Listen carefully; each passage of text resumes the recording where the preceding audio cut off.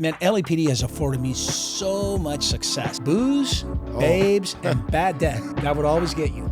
I don't think there's a sergeant out there right now or that has retired that said to themselves, you know what? I want to go work IA. You know, it's me. You're not doing it for, well, I can't throw a blanket statement and say that all go to internal affairs for those reasons.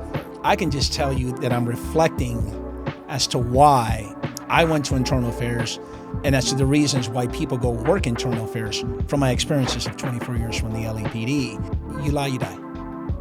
It's that simple. If you are found guilty or there is a sustained allegation of a false statement, dishonesty, untruthfulness, whichever you want to label it, you will get fired. It was an emotional roller coaster. I mean, you want to talk about watching a cop just get fired and lose it all. It really impacted me a lot.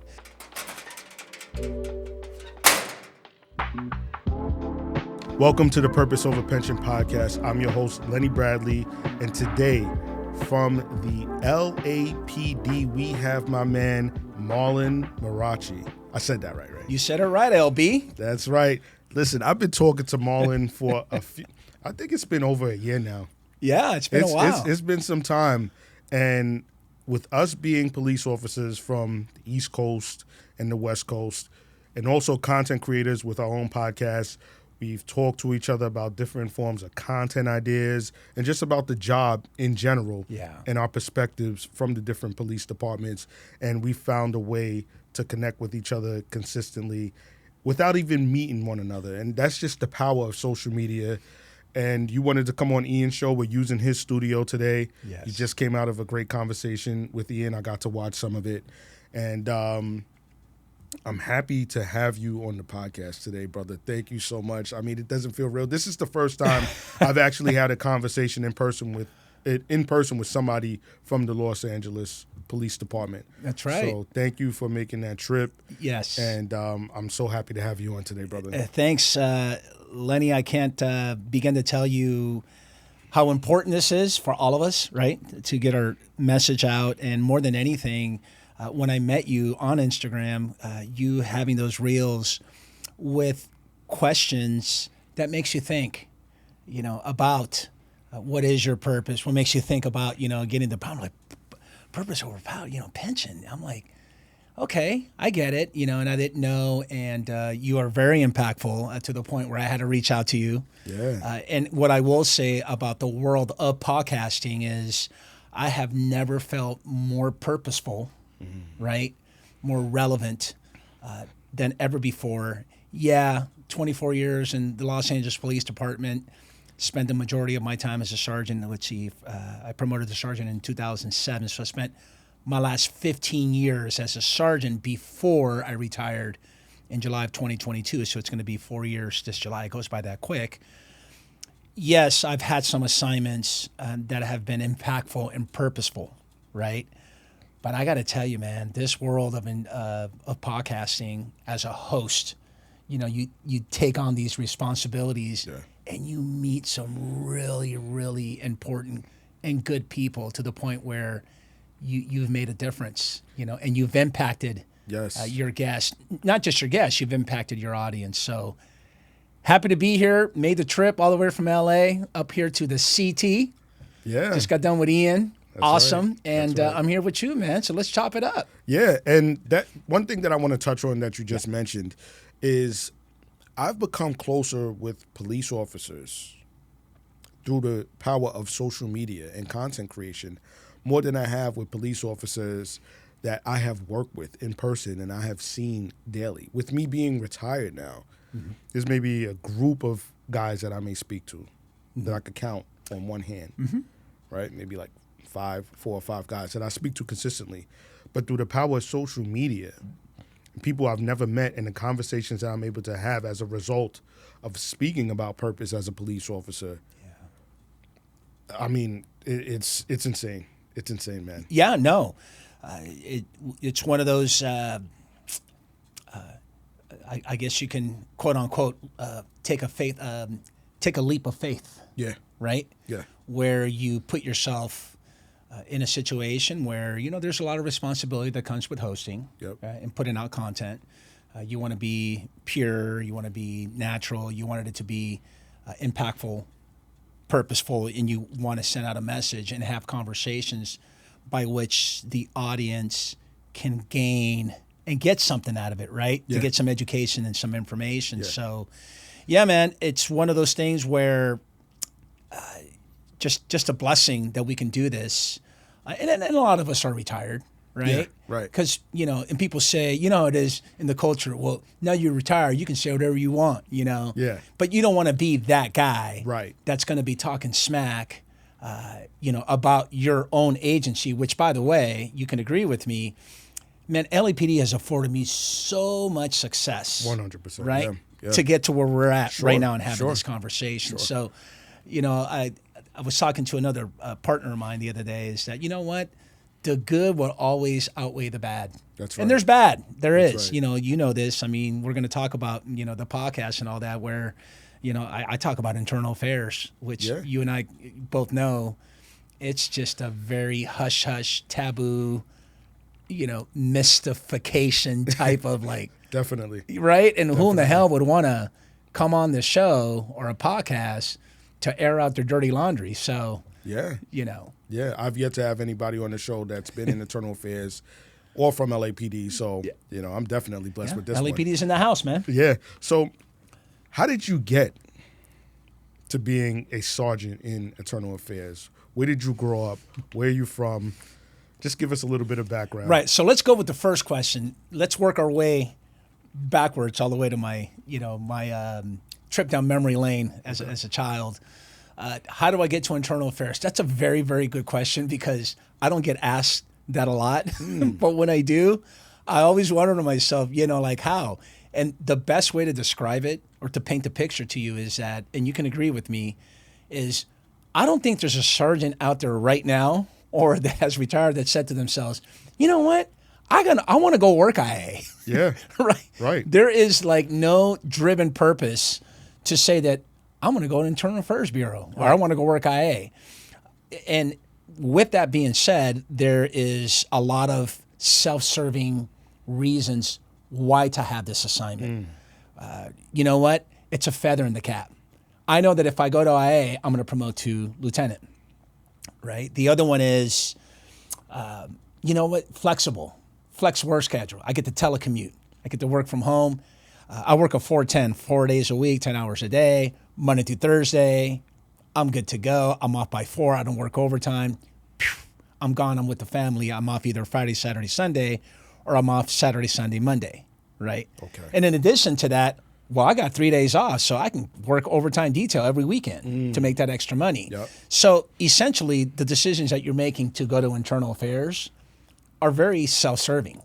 It's me. You're not doing it for, I can't throw a blanket statement and say that all go to internal affairs for those reasons. Right. I can just tell you that I'm reflecting as to why I went to internal affairs and as to the reasons why people go work internal affairs from my experiences of 24 years from the LAPD. But for me, it was probably the same. What I will tell you is this. When you make sergeant in LAPD, when you promote to sergeant, congratulations, here's your 3 stripes. The majority of us are trying to get that rocker. That insignia that it has like a little bit of a rocker. It's got a chevron. It's like a U shape? Yeah, it's like a U-shaped chevron that covers. So you got the 3 stripes, and then you got this chevron that covers. That's a Sergeant 2 spot. Okay. And a Sergeant 2 spot in the Los Angeles Police Department, it's very, very hard to come by. Even though at one point we almost had 11,000 sworn officers. I mean, that must have been over 1,000 sergeants, right? The spots to get a Sergeant 2, which by the way, it's a promotion because it's an upgrade. It's a step. It's a step increase. Okay. If that makes sense. With pay as well? Correct. So essentially it's a promotion. Okay. Right? But we call it an upgrade. Okay, so in the NYPD, that sounds like special assignment sergeant. Like a special assignment, and it's pension based. So you retire as a Sergeant 2, you're going to retire with more money in your pension than a Sergeant 1. Because a Sergeant 2 gets you to step 5 And then you still have step 6, step 7, and step 8. And then you max out at step 8 as an example. Okay. And, you know, it's a 5.5% increase. On top of COLA, that's 3.3%. Essentially, you're making like 8 to 10% a year if you stay on that rank. Okay. Then, of course, you promote to lieutenant, and then you get those steps as a lieutenant. So when it comes down to being promoted in the LAPD, is it civil service exam based or is it based off of merit? Well, it's based off merit. The civil service exam is the sergeant exam. Okay. This upgrade, no, it's just based on merit. It's based on a merit. special assignment. Just, Okay. Just like NYPD in a sense. Yep. However, the Sergeant 2 spots are very, very minimal. You have them at watch commanders, or Sergeant 2 spots. So in a precinct, you only have, we call it divisions. Well, you only have, let's see, if it's 3 shifts, right? You got the swing shift. You definitely have day watch, and you have graves. We call morning watch. Okay. So essentially, you have 2, just as an example. Sergeant 2 spots as an assistant watch commander. Now, there's like over 100 sergeants in one precinct, in one division, battling for 2 spots. Really? Yeah, because there's not that many. Right. You also have a community relations, Sergeant 2 spot, vice, Sergeant 2 spot, gangs, Sergeant 2 spot, and I want to say, what am I missing? That's probably it. LAPD at one point had, I think at the time I was there, like 19 different precincts, 19 different divisions. Okay. Now there's like 20 or 21 or 22.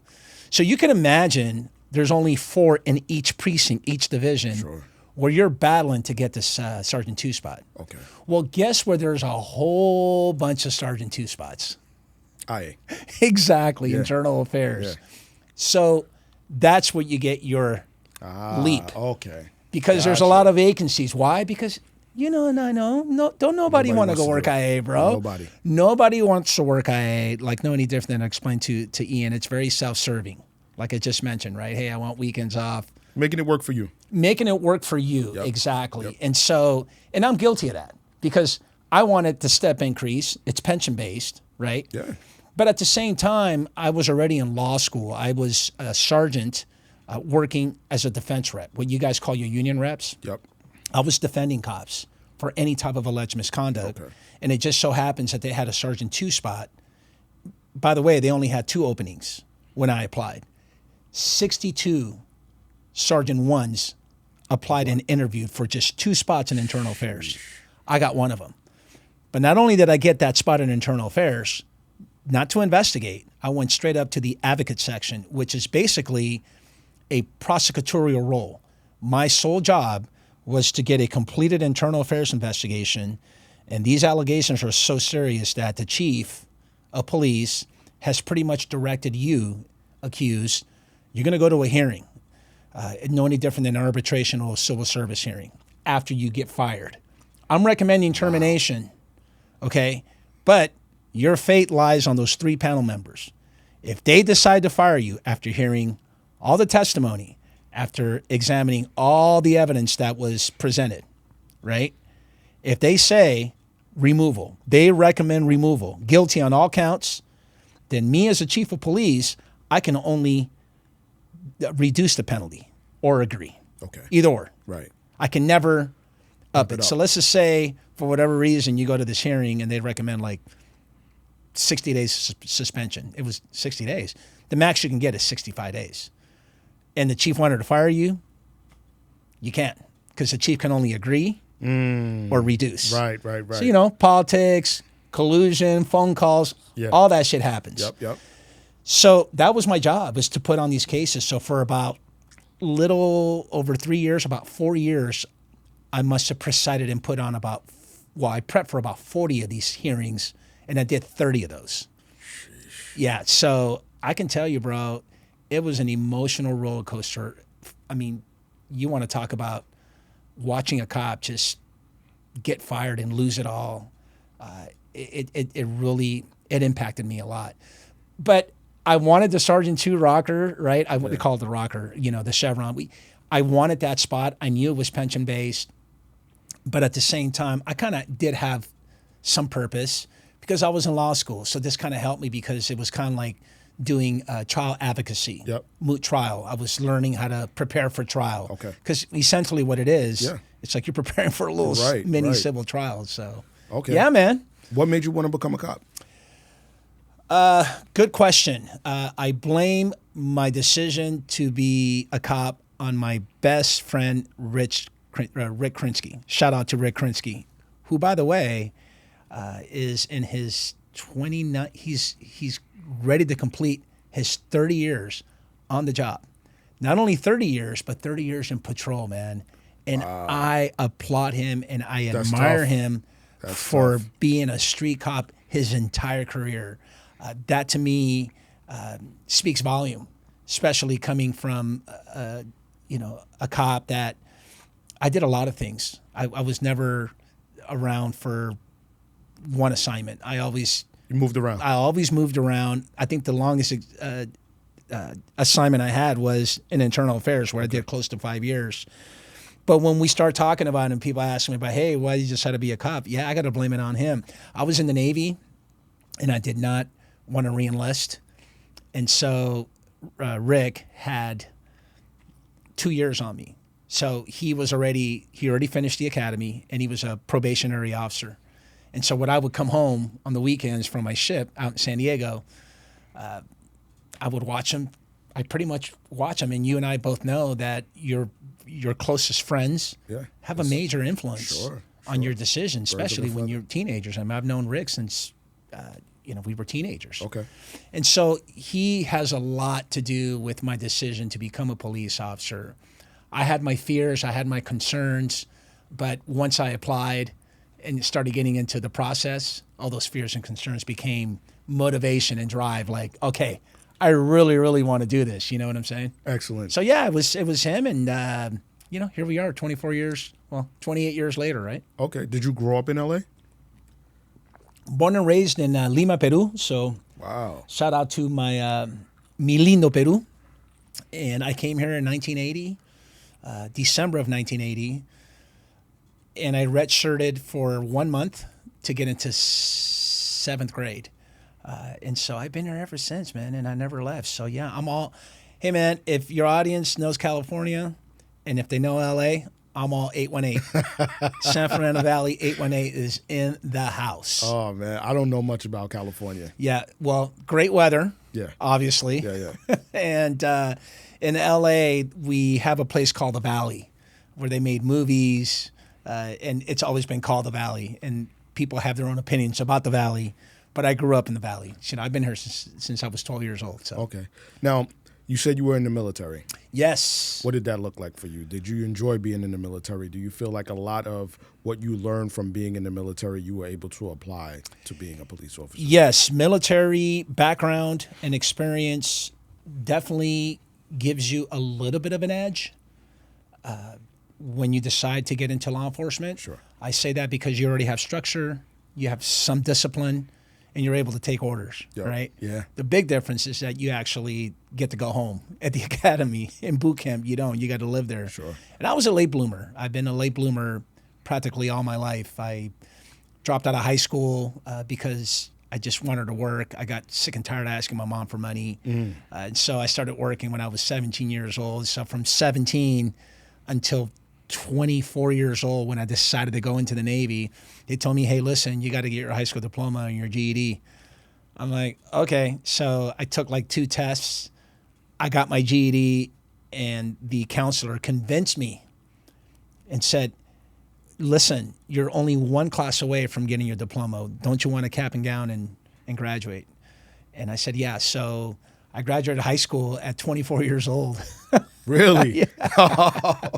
Wow. Yeah, and so that's when I joined the Navy. Okay. And best decision I ever made. The Navy stands for, if you don't know this, never again volunteer yourself. That's what it stands for. I've never heard that. And let me tell you, man, when I got the longest day of my life was me showing up after boot camp, which was right here in Great Lakes. We call it Great Mistakes in Illinois. Let's see, I get to Los Angeles, LAX. I think from there, did we land? I think we landed in Ireland.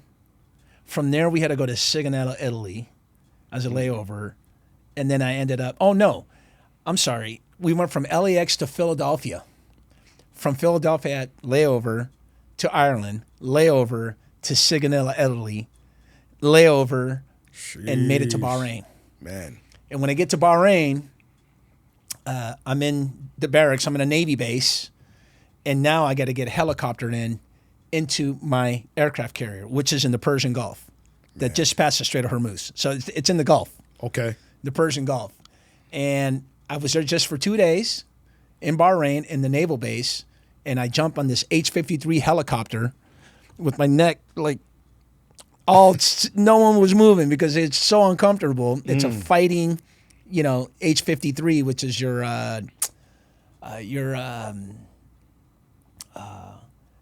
what was that movie with Black Hawk Down? Hawks? The Hawk. It's not a Tomahawk. It's called the helicopter that went down in that movie. Black Hawk Down. Yes, Black Hawk Down. Yeah, yes, yeah. In a Black Hawk, H-53. Okay. I was in a Black Hawk. I must have been like 45 minutes, dog. I was just like, what am I doing? What am I doing here? Man. And it lands right on the aircraft carrier, and I'll never forget this.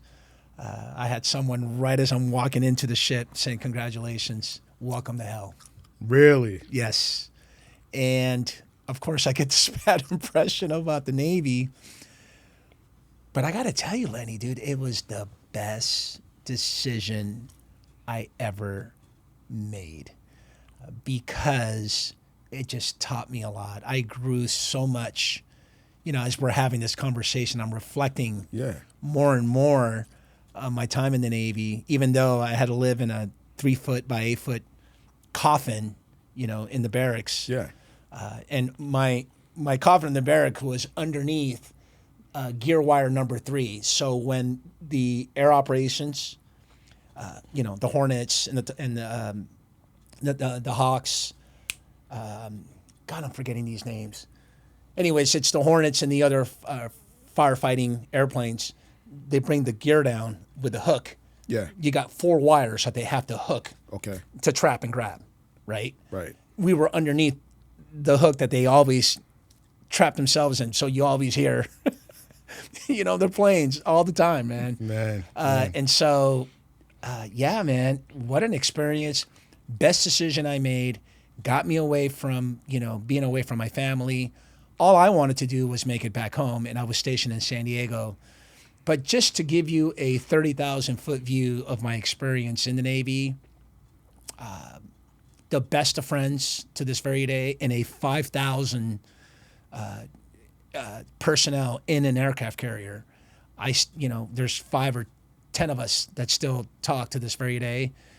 They're the best of friends, and it just taught me so much about myself. Yeah. You grow a lot when you're self-reflecting and being on your own. All right. But yeah, man, That's good experience. amazing. I loved it. Navy is what got me. That's, like I said, I didn't want to re-enlist, and it really helped me a lot. I want to say my background investigator from LAPD went to my ship, and we signed off. We're good to go. So Love it. Yeah.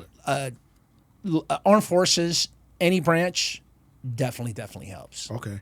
Now, with me being a New Yorker, and I think many New Yorkers may have the same mindset, but when I hear L.A., especially the era that you grew up in, what year were you born, if you don't mind? 69, bro. 69. Okay. You don't look it. You look good. Thank you. You look good, brother. Thank you, man. Now, yeah, I got there 1980. 1980. I think Boys in the Hood. I think crack epidemic. Yes. Snowfall. Yes. Gangs, Bloods, Crips, MS-13, Yes. 18th Street. Was that part of any of your upbringing? No, because my mom did a great job staying in the Valley and not living in L.A. You're right. So what you're talking about is what we used to call South Central. And now they call it South L.A. Okay. It's the most violent cities. Well, it's L.A. But the South, at one point, definitely had to have been the most violent in the entire nation. Interesting you bring that up because when I rebranded my YouTube channel to the Marlon Marrache Show, one of the projects is to talk about how violent was the city of Los Angeles from the mid-1980s to the mid-1990s. So I have this segment in my YouTube channel called The War on Gangs and the War on Drugs. Yeah. Absolutely spot on. The crack epidemic was brewing in the 80s. To the mid-80s to the 90s. Just to kind of give an example, the city of Los Angeles in 1991, 1992 was the riots. In 1993, 1,000 homicides each year. Rampart, which everybody talks about the Rampart scandal, 6.5 square miles with numerous gangs. That's it. When I say numerous. 6.5 square miles. 168 homicides in 1 year in a 6.5 square miles. That's nuts. And they were competing for the most homicides against 77 Division, which is the mothership, right smack in the middle of South Central. I want to say, oh God, my boys are going to hate me for this if I don't get the square mileage correct. But I think it's bigger than, I'll leave it at that. Yeah, I know you are. All my boys out there, that work we call it the mothership. 77 is where it's at, man. 77, way more than 6.5 square miles. I think at 1 year alone they competed. One had 190 homicides, the other one had 189 or 192 to 191. I mean, just crazy. To even paint the picture even more, police work back then is completely different than what it is today. We can talk a little bit about that. However, I do have a guest who was my sergeant when I was a probationary in Foothill Division who worked Rampart that explained to me that in 1994, when he was the watch commander, in his first 3 hours of his shift, he already had 4 homicide scenes. No. And these are all gang-on-gang shootings. They're just, it is on and cracking. Man. And when I say cracking, NWA was right smack in the middle, all that. Yeah, I mean, at one point, the research and the history will tell you that Chief Gates, which is very, very loved, very proactive, had this Operation Hammer, is what he called it. And what Operation Hammer means is that we go fight crime before crime even occurs. So we roll 4 deep, and we're in it.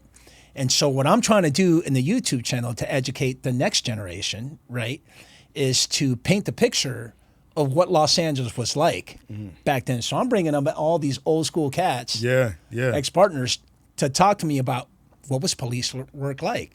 I kind of explained a little bit to Ian, and I was a probationer in 1999.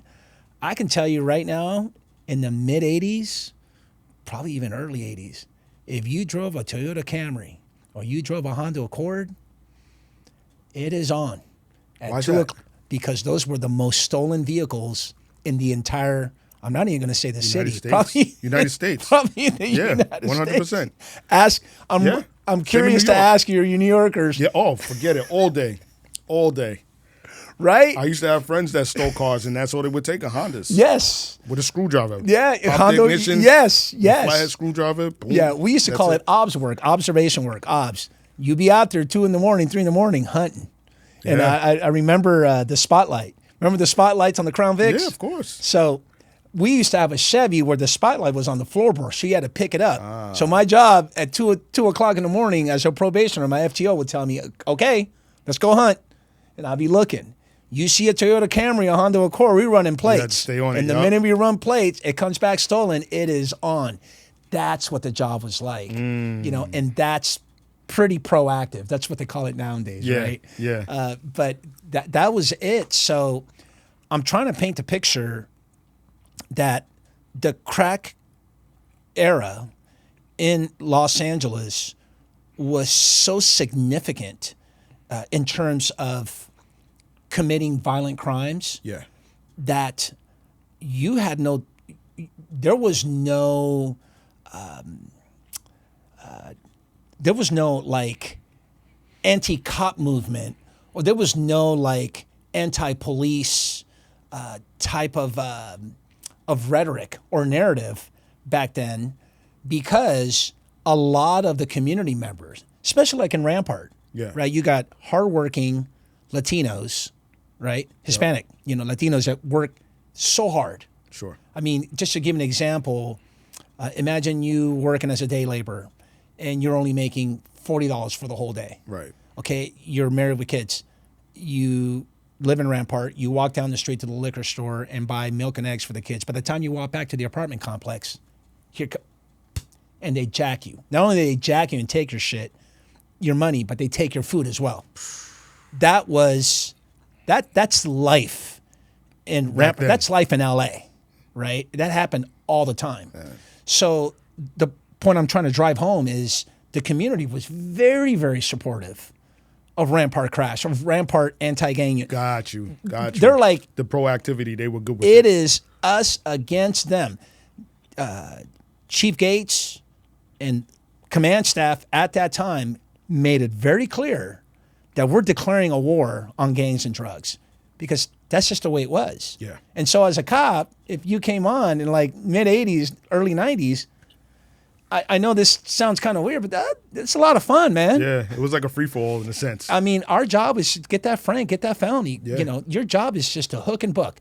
That was your job. And, of course, you know, we can talk about, you know, what's happening now compared to back then. But, yeah, man, L.A. is super, super violent.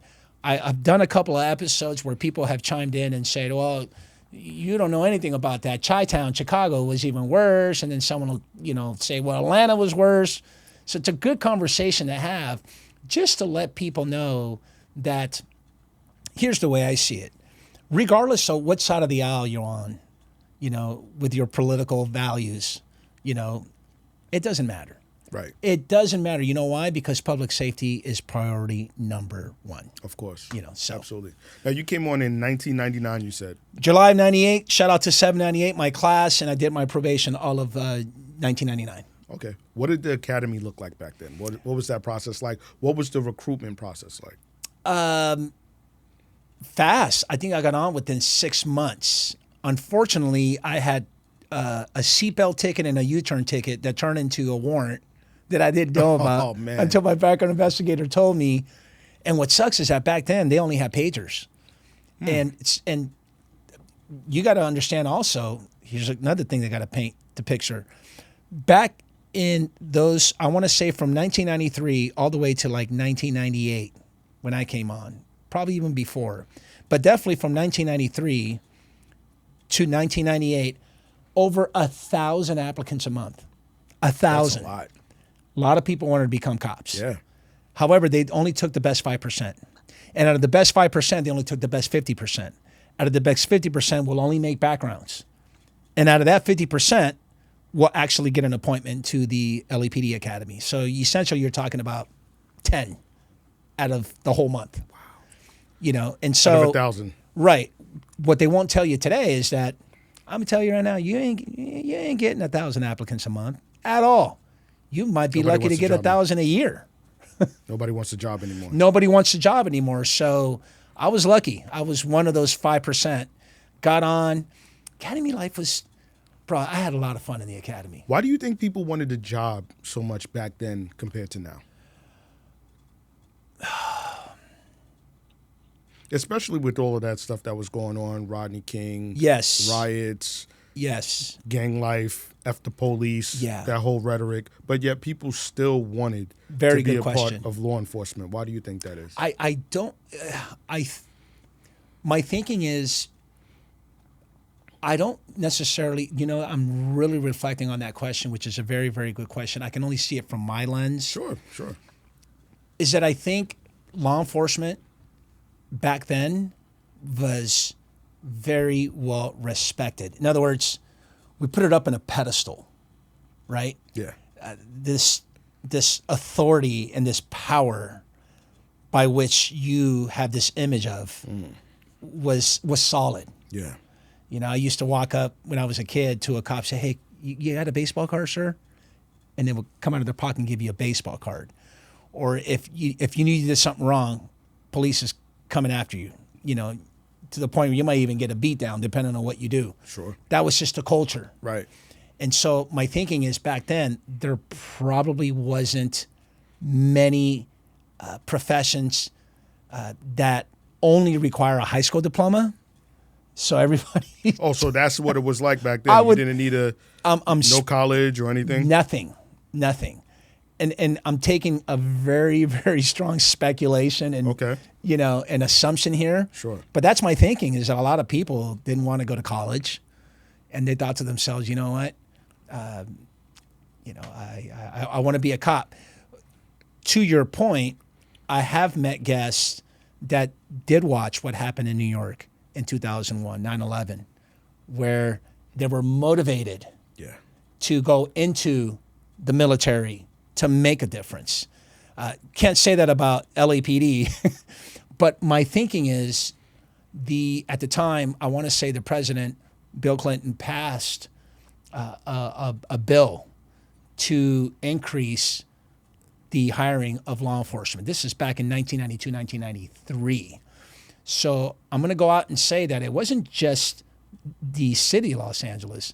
I want to say it was probably the state of California and amongst other states that also had a dire need of law enforcement, where all you needed was a high school diploma. I don't need a lot of us don't like to go in college.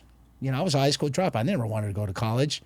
So let me ask you this. With them combing over candidates with a fine-tooth comb, do you feel like the ones that made it were the ones that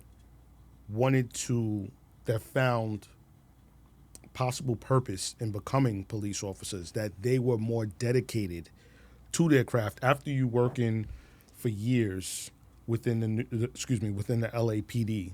Did you find that there was a different dynamic when it came down to the pride of these police officers with the job and not crap talking it or speaking negatively about it? Right. Because what I find now is, with a lot of police officers, especially in the New York City Police Department, a lot of them don't like the job. A lot of them are there because it sets them up for structure, for security. So it's kind of a long-winded question, but what it is that I'm trying to ask is, being that there were so few people that were hired, did you find that there was a lot more pride taken in the position of being a police officer? Oh, 100%. Spot on with the pride and knowing that you have purpose. Yeah. Oh, yeah. Look, what I've said in the past, and I'll continue to say, is the police officer, not just LAPD, this is just in general, the police officer in the 90s, probably even the early 2000s, was so looked upon as a really good... It's like a superhero. 100%. You walk into 7-Eleven and people open up your door, or you go to a restaurant, they're like, hey, sir. Total respect, the authority, the power, the fact that you are taking on this profession. It was very well recognized, and it was very receptive in a very positive way. Yeah. Even though we just got done going through the Rodney King incident in 1990, and then, of course, the trial that acquitted all 4 officers in 1992, which created the riots. I think even then, even with all those challenges, right, all that conflict, it was still there. Today, there is no way you have the vision of a cop at that level. You don't. You today can get ambushed. There are people out there that want to kill cops. Absolutely. They'll wake up and say, I want to take a cop out. Perfect example in New York. They walked up, the NYPD officer, in their shop, in their car, and executed them. Ramos and Lou. Yeah. I mean, it doesn't get... That didn't happen in the 90s. Yeah. That didn't happen when I came on 28 years ago. Certainly didn't happen in the early 80s. And no one wakes up, or no one has that anti-rhetoric or that hate, towards a cop back then. So I really, truly, honestly feel that image of a police officer has completely been watered down. Yeah. Watered down to the point where you just have no respect whatsoever for a cop. It sucks. With it being tough times in LA at that time, how did they prepare you in the police academy for the streets? What did that look like? Well, you and I can agree that anything that happens in the academy is, you're in a sterile environment, and you kind of role playing. Yeah. and you try to cram criminal law within 2 months, and you get tactics, firearms instruction, all that qualifications and all that's great. It's good. It prepares you. Yeah. However, nothing compares to that first day. Yeah. Nothing will prepare you for, and I explained this to Ian as well. We're in the business of crisis. That's what we're in. Absolutely. You're going to experience a lot of trauma. Yeah. Which is one of the questions I always ask all my guests. Hey, give me your worst incident in your career. Because when you decide to do this profession, it's not about TikTok cops. It's not about walking the old lady across the street or selling lemonade with, the young kids in the corner, all these community-related events. That's all great, but that's not what the job is. The job is responding to trauma, and you're going to carry a lot of trauma throughout 100%. Your career. We are in the business of responding to crisis. And guess what? I don't even know you. You're a stranger to me. Yeah. And you're calling me to help you, So, but again, to that image today, that's been watered down.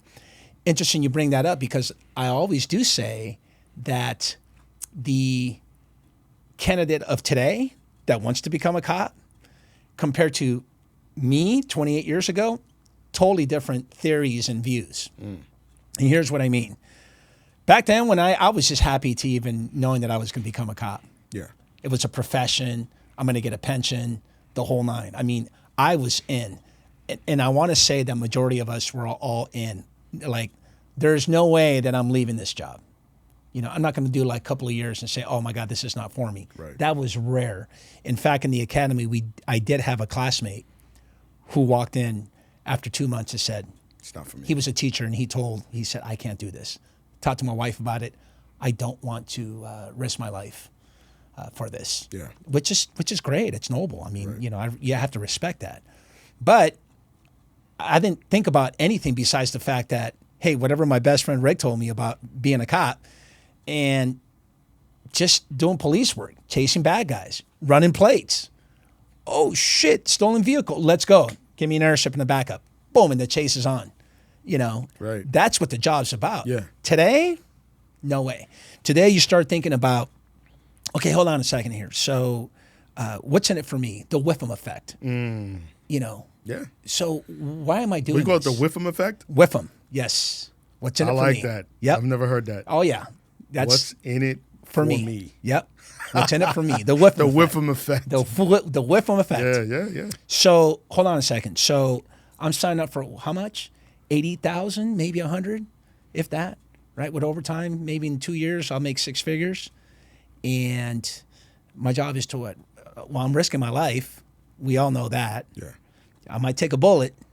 I might not make it home one day. But hold on a second. So you want me to chase after that robber, or you want me to chase after that murder suspect that detectives have been looking for the last 2 years, and I see him, chases on. I risk practically my life catching this guy, might even injure myself, and then all of a sudden he doesn't get prosecuted or convicted. I even make it even lower level.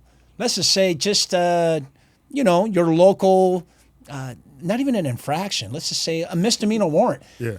Something minor, battery, domestic incident, something along those lines. Right. Where it's an everyday function for a police officer.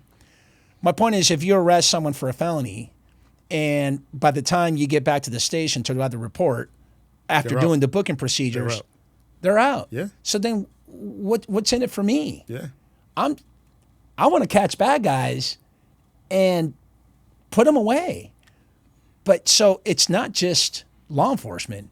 It's the whole criminal justice system that needs to get on board with, hey, we got to start thinking about why people want to become cops. Right. That's what they're thinking about. Right. They're not thinking about the fact that, hey, I'm just happy and so excited to become a cop. Yeah. And that's why I think it's important for people like you and I to have the platforms that we have. Yeah. So that people can understand what they're getting into as Correct. police officers.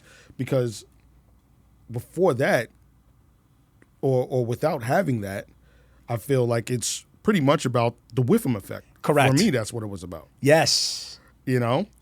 And I think that it's imperative for everybody to know what the academy looks like, what it looks like once you get out there into the street, what it looks like after years go by, and what you'll be dealing with as far as trauma is concerned and the family element and all of that before signing up to the job. Yeah, and so a lot of things that I say in terms of the academy, just so your audience is really familiar with, if you decide to do this profession, just know that the academy you have to prepare in 4 different components. One is very mental, the other one's physical, the other one is academic, and the last is emotional. So you got to have those 4 locked in. Yeah. Right? Am I mentally prepared to do this? Because you're going to see the worst of the worst. Yeah. I'm telling you right now, you're going to see the worst of the worst. Your psyche it's going to mess with you, man. It really is. Absolutely. I never thought, I didn't think about that when I came up. Yeah. But now I have time to reflect and for us It to all like the just next dumps. generation though, right? Physical for sure. I mean, come on. You're going to, you got to run. You got BJJ. Bro, BJJ is on point now. Yeah. You better know BJJ. I that talked stuff. about that the other day. Yeah. Laws in the state of California, no any different than here in the state of New York and other parts of the nation, pretty much are designed, and its purpose is for you to get out. You got to get with it. Yeah. Like, we're going to the ground. Like, we're fighting. Right. De-escalation, that's all good. Got to do that. Right. It's part of the law. Yeah. Right? You got to talk first. Yeah. We got to de-escalate. You can use force too to de-escalate. Right. My point is, or at least non-lethal force. Right. But my point is that the laws are kind of designed and geared and directs an officer for you to get out before you even decide to use deadly force. Right. So my point is, physically, you better learn how to get out. And did they teach that in the academy? Yeah, so for me, it was self-defense. But there's, right now, one of the biggest challenges, one of my guests who was the arrest and control sergeant in LAPD tried to introduce the safe rap. Shout out to my boy CJ, which is a method by which was created by the Gracie brothers, Henner, that is a method where it's a 2-man takedown where you hold them, right, without any injuries, which is phenomenal. Okay. It's been proven. A couple of agencies have adopted it and licensed it to teach that curriculum in the academy. Interesting. We learn good stuff. Don't get me wrong. Yeah. What I'm saying is, if you're a candidate, you got to take BJJ. BJJ is, it's on hit. It's on point. I agree 100%. Then you have your psychological component, your emotional component, I should say. Your emotions are going to run up and down. It's a little different than the mental psych. Mentally, you got to be prepared that one day you're risking your life. Yeah. Let's just keep it real, right? But psychological, meaning your emotions that come along with any type of service call. You know this. You can go from a call where there's child abuse to a situation Shooting. where, and like I told Ian, and you can agree with me, you're signing up when you do traffic stop. To me personally, I really believe this. It's the most inherently dangerous situation, absent a domestic violence incident. Oh, yeah. A traffic stop that's what you're signing up for. You don't know what you're walking up to, and you got to know that. Yeah. So you got to be mentally prepared, physically prepared, psych, and academically. Academics, we all know, you got to pass exams. They're going to teach you the law and all this stuff. But yeah, man, that's how you prepare to do this job, when you're in the academy. That's what you're all about. Now, with that being said, when you're out in the streets, throw it out the window, bro. Yeah. So with that being said, you got out of the academy. What did your career look like before going into IA as a sergeant? Oh, man. The streets are something else. I get a lot of slack from all my boys because I didn't really work that much time in patrol because I was always moving around.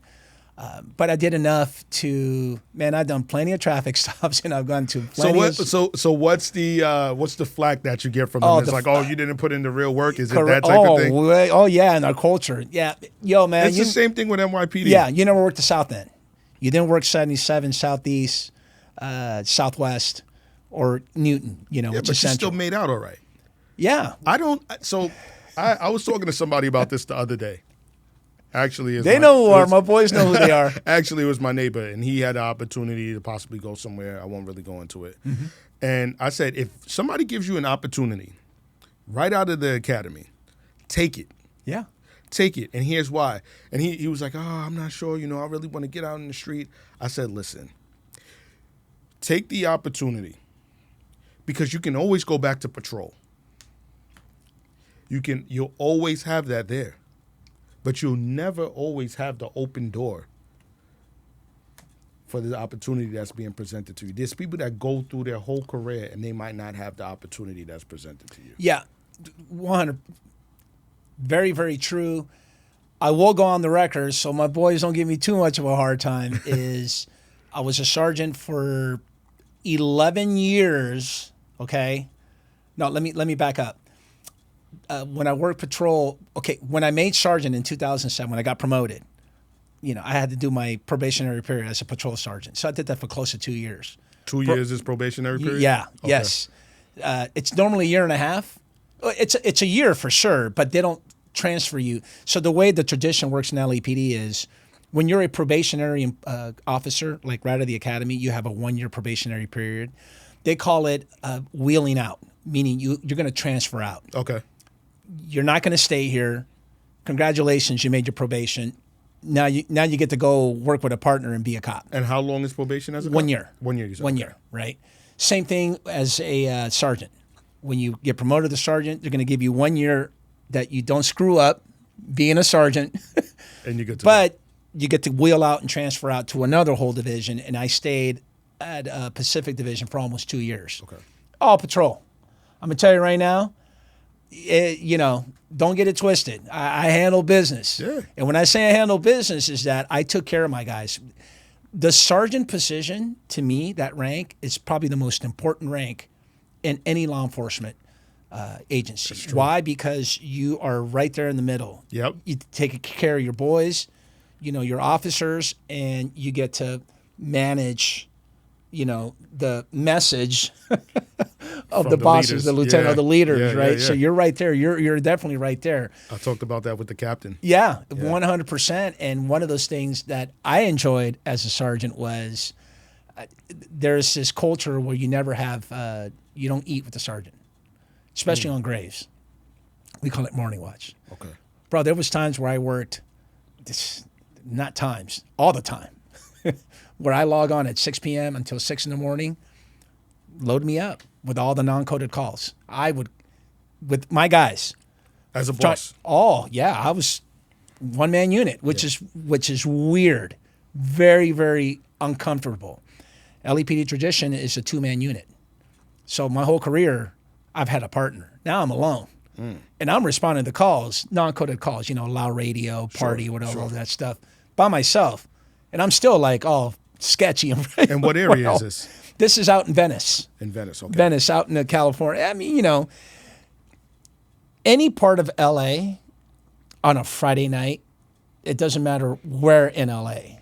It's popping. That radio It's popping. is on and popping from 6 p.m. until like 4:30, Really? 4 o'clock. Oh, yeah. Okay. And so what I would do is that I would tell dispatch, hey, 14060, go ahead and load me up with all the non-coded calls to help my guys out. To let them know, hey, I'm out here with you guys, right? Yeah. And if you need me, get a hold of me.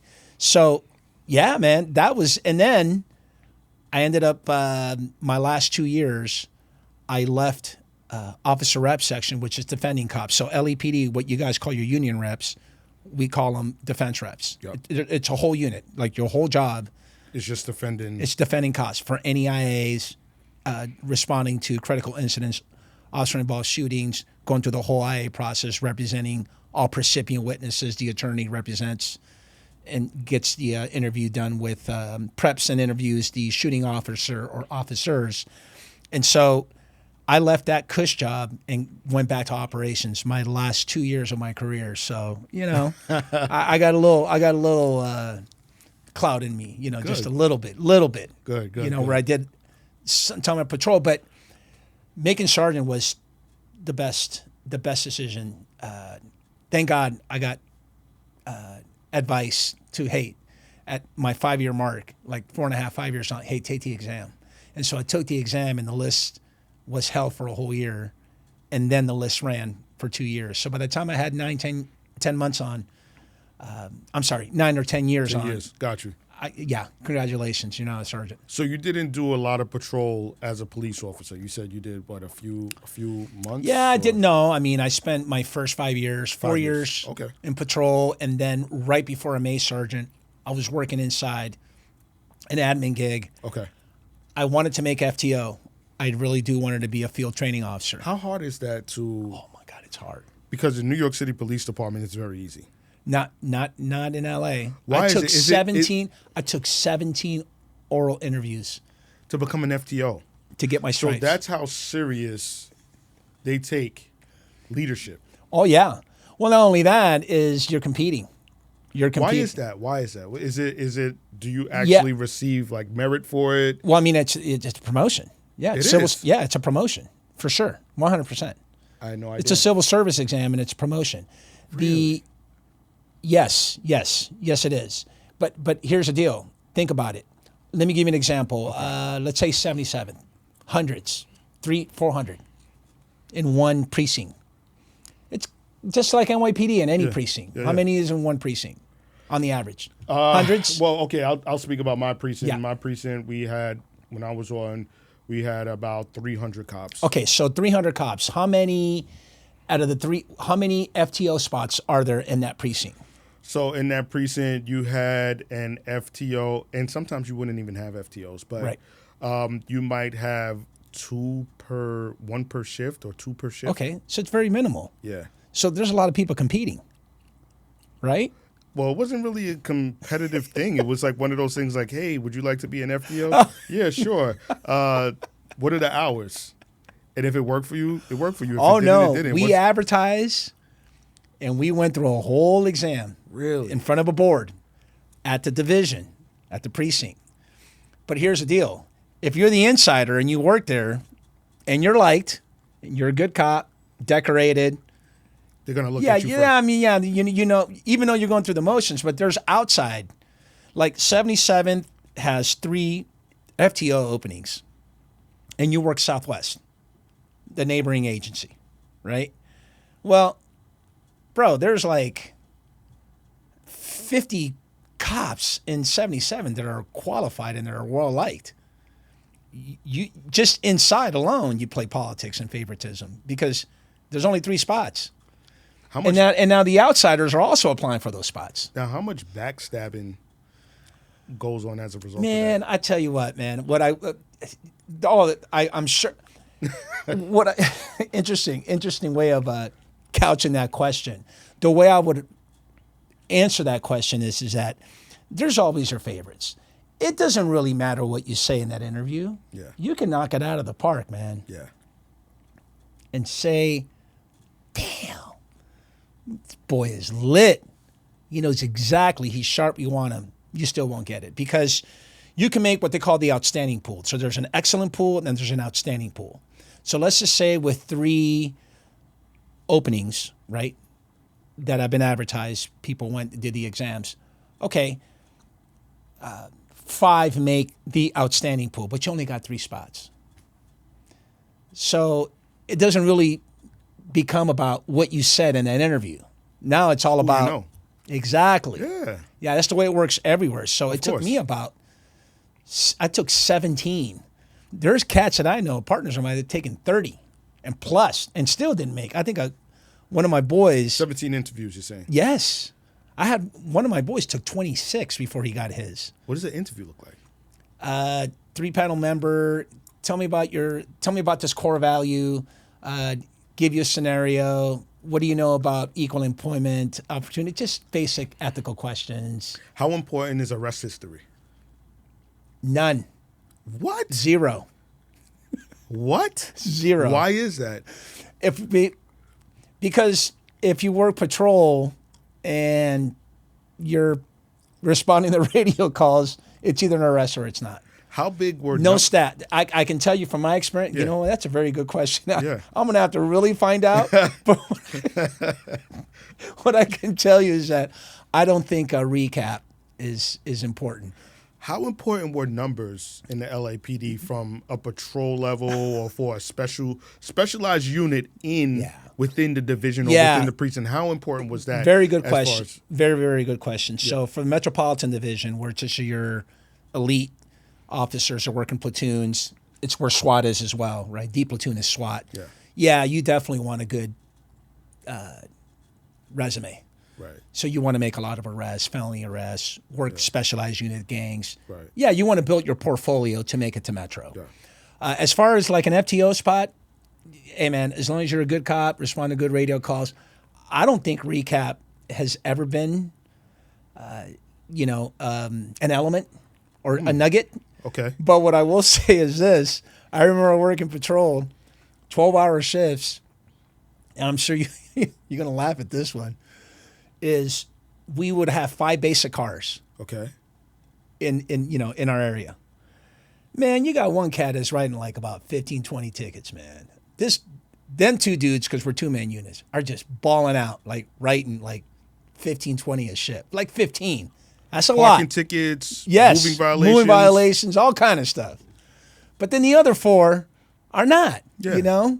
So, bro, you're messing up the curve, man. Yeah.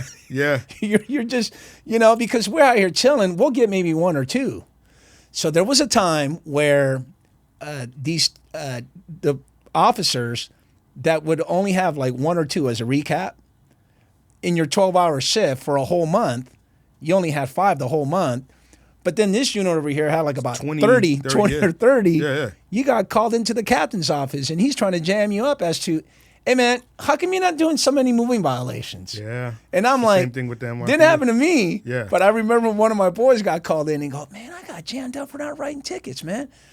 I'm like, man, come on, man. How you gonna jam somebody? Was there a? I know where you're going with this. I set you up for quota, this one. Not quota. I set you up. I reeled you in for that. Well, we could say quota. Was there ever a projected amount that you should be bringing? No, because you and I both know quotas are illegal. It's a crime. You can't do it. I know in California, it's not. You can't do that. Yeah. You admit to, the way the police departments get around that is, you have to enforce traffic because certain areas have a lot of K injuries, fatals, and stuff like that. Yeah. So traffic enforcement is part of your essential job functions as a police officer. So let's just stop that right there. Yeah. I don't want your audience to think like, oh, yo, man, he's talking about quotas, dog. No, it's not like that. So stop it. I'm not talking about quotas. What I was referring to is that, there is a lens from the captain, right, the commanding officer, wondering, what are you doing? Yeah. All day. I looked at you have to justify your existence. I mean, come on, man. Look, these dudes out here are writing 6. Whether he wrote 6 or not, that's besides the point. Fact of the matter is that they went to like 12 different radio calls. Your log shows clear for like 6 hours. Yeah. And then you respond to 2 radio calls and then end watch. Yeah. And then, but then we're looking at our 2 partners like, yo, man, you can't be right. Yo, you can't write like 15. Same thing. I mean, got to be in the middle. You got to be moderate. You got to be moderate about it. Right. And who in the hell wants to write? I didn't come on the job, and I want to make this very, very clear. I did not decide to be a police officer to write tickets. That just wasn't me, dude. When you did become a police officer, was there anything once you were on the job for a decent amount of time where you thought, I didn't know the job would be like this?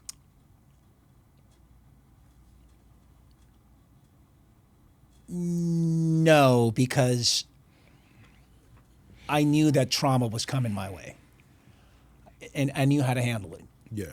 And that's just speaking from personal experience. In my childhood, I've experienced, some conflict and some trauma. Okay. And I was older. Yeah. Very, very good point. You bring up an interesting point of view because I just had a guest who was only a cop for 2 years here in Rhode Island. super good dude. And he turned into a comedian. You know, he's pursuing a career in comedy and acting. And one of the things we talked about is, do you recognize and self-reflect in your early years? Yeah. I don't think I know I didn't. I'm sure you didn't either. And I don't think anything can prepare you for the trauma and the crisis that you're responding to. So when I asked that question, I know for myself, when I became a police officer, I didn't think that I was just going to be this summons writing machine. Correct. And I didn't come on the job to write tickets. Traffic enforcement for me was not, well, number one, it's not enjoyable. Yeah. It's not. Who wants to get pulled over and get a ticket? No one does. Right. Right?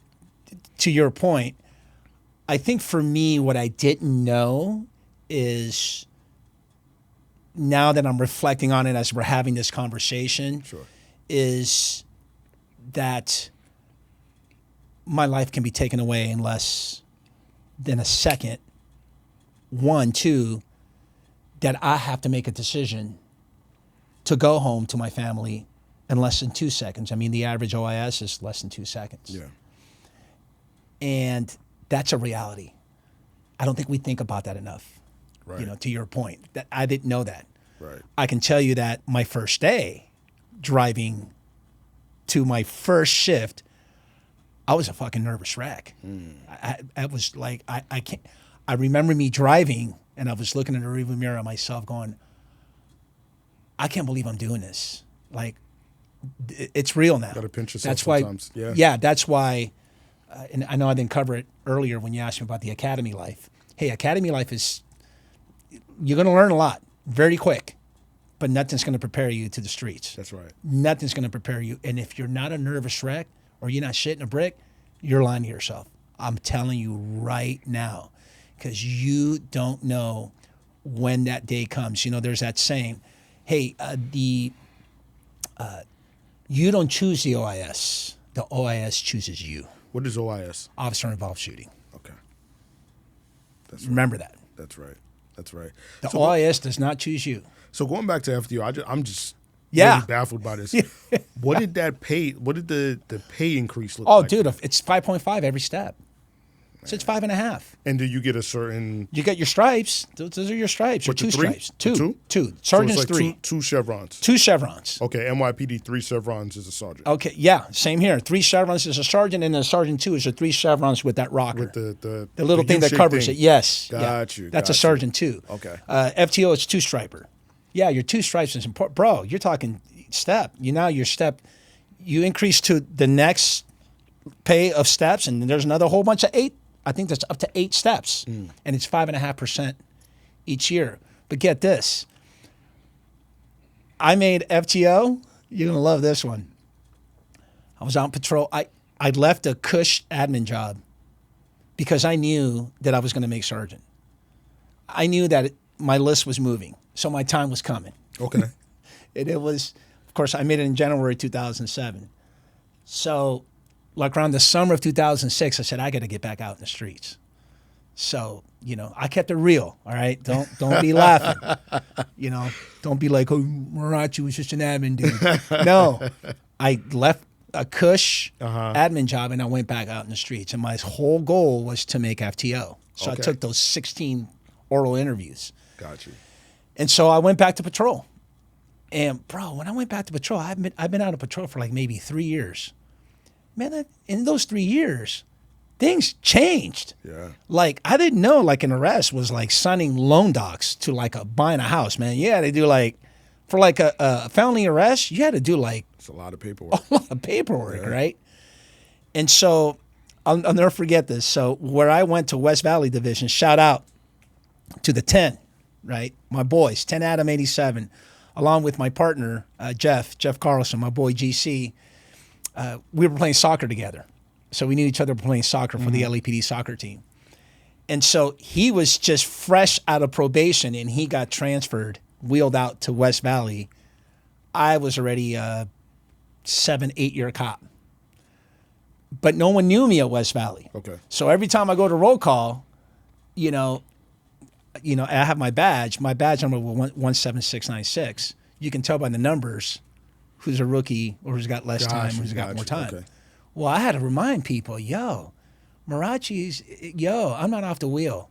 Let's not get it twisted. I'm not off the wheel. I'm not a fresh. I've been around for a little bit, And so West Valley gave me my stripes. Okay. I finally got my FTO stripes. Nice. Now get this. You're going to love this one. I got my FTO stripes, I want to say it was October of 2006. But it wasn't just me who got the stripes. They had 12 openings. So there was 12 of us that made FTO. Nice. Well, the training coordinator, she says, I can only send half of you guys to FTO school. And guess what? You can't be with a probationer until you complete FTO school.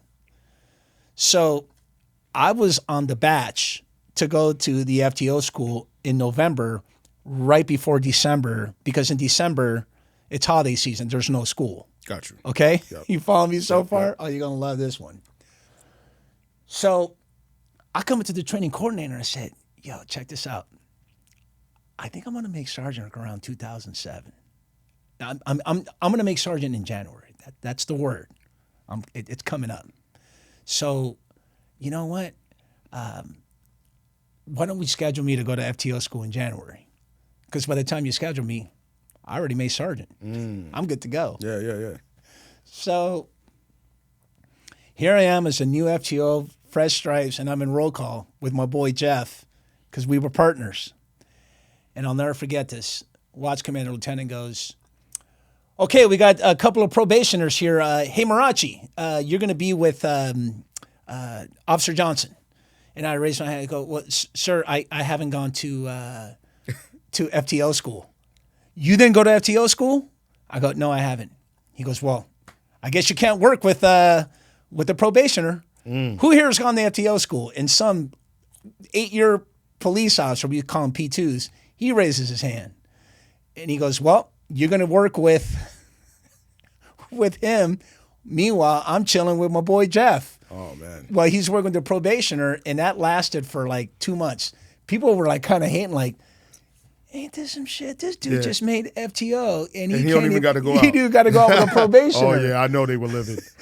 So by the time I made it, when the time was scheduled to go in January, congratulations, I made sergeant. So essentially what the captain did, and shout out to Captain Sherman and Captain Joel Justice, man, and I thank you to this very day. They essentially gave me an 11% raise within 3 months. That's the point of the whole story. Because when you're a P2, a police officer 2 at top step, if you make police officer 2, P2, and you make sergeant 1, promotion to sergeant, you're not going to get paid the sergeant 1 step. You're going to get top step P3 at 5.5%. And then after the following year, then you go to the sergeant steps. So you don't, because P2 top step to sergeant 1, the first step, bro, it's like a 15% difference. The department doesn't say congratulations and give you the 15%. Right. What the department does says, you know what, I'm going to make you FTO top step, which is just 5.5%. Right? So it's like, I don't know, 6-7%. Okay. And then after you're done your probationary period as a sergeant, then you jump into these steps as a sergeant. But for me, they gave me 5.5, and 2 months later, I got another 5.5, which is unusual. So I got 11% raise within 3 months, which is kind of cool. So that's great. What is the perception of an LAPD officer on NYPD? Like when I think LAPD, I'll give you an example. When I think LAPD, I think squared away. Yes. I think very serious, very professional. Yes. I think fighting gangs all the time. Yes. That's very professional. Perfect depiction. Yeah. When I think of NYPD, I think of you guys always wearing that goofy ass Class A hat, uniform all sloppy, and that's it. But you guys are the best. I'll give you an example. NYPD was hosting the North American Soccer Tournament here in 2004. And my wife at the time and I flew into the airport, and at 2:30 in the morning, we had an NYPD cruiser officer in uniform take us all the way to Long Island to our hotel. Beautiful. Awesome. Beautiful. Awesome. Then I wanted to go watch a Yankee game. I'm a sports junkie. I'm that guy that wakes up and watches Get Up, First Take. Okay. I'm all up in it every day. I love it. Dodger fan? I worked Dodger Stadium for 4 years. I'm a big Dodger fan.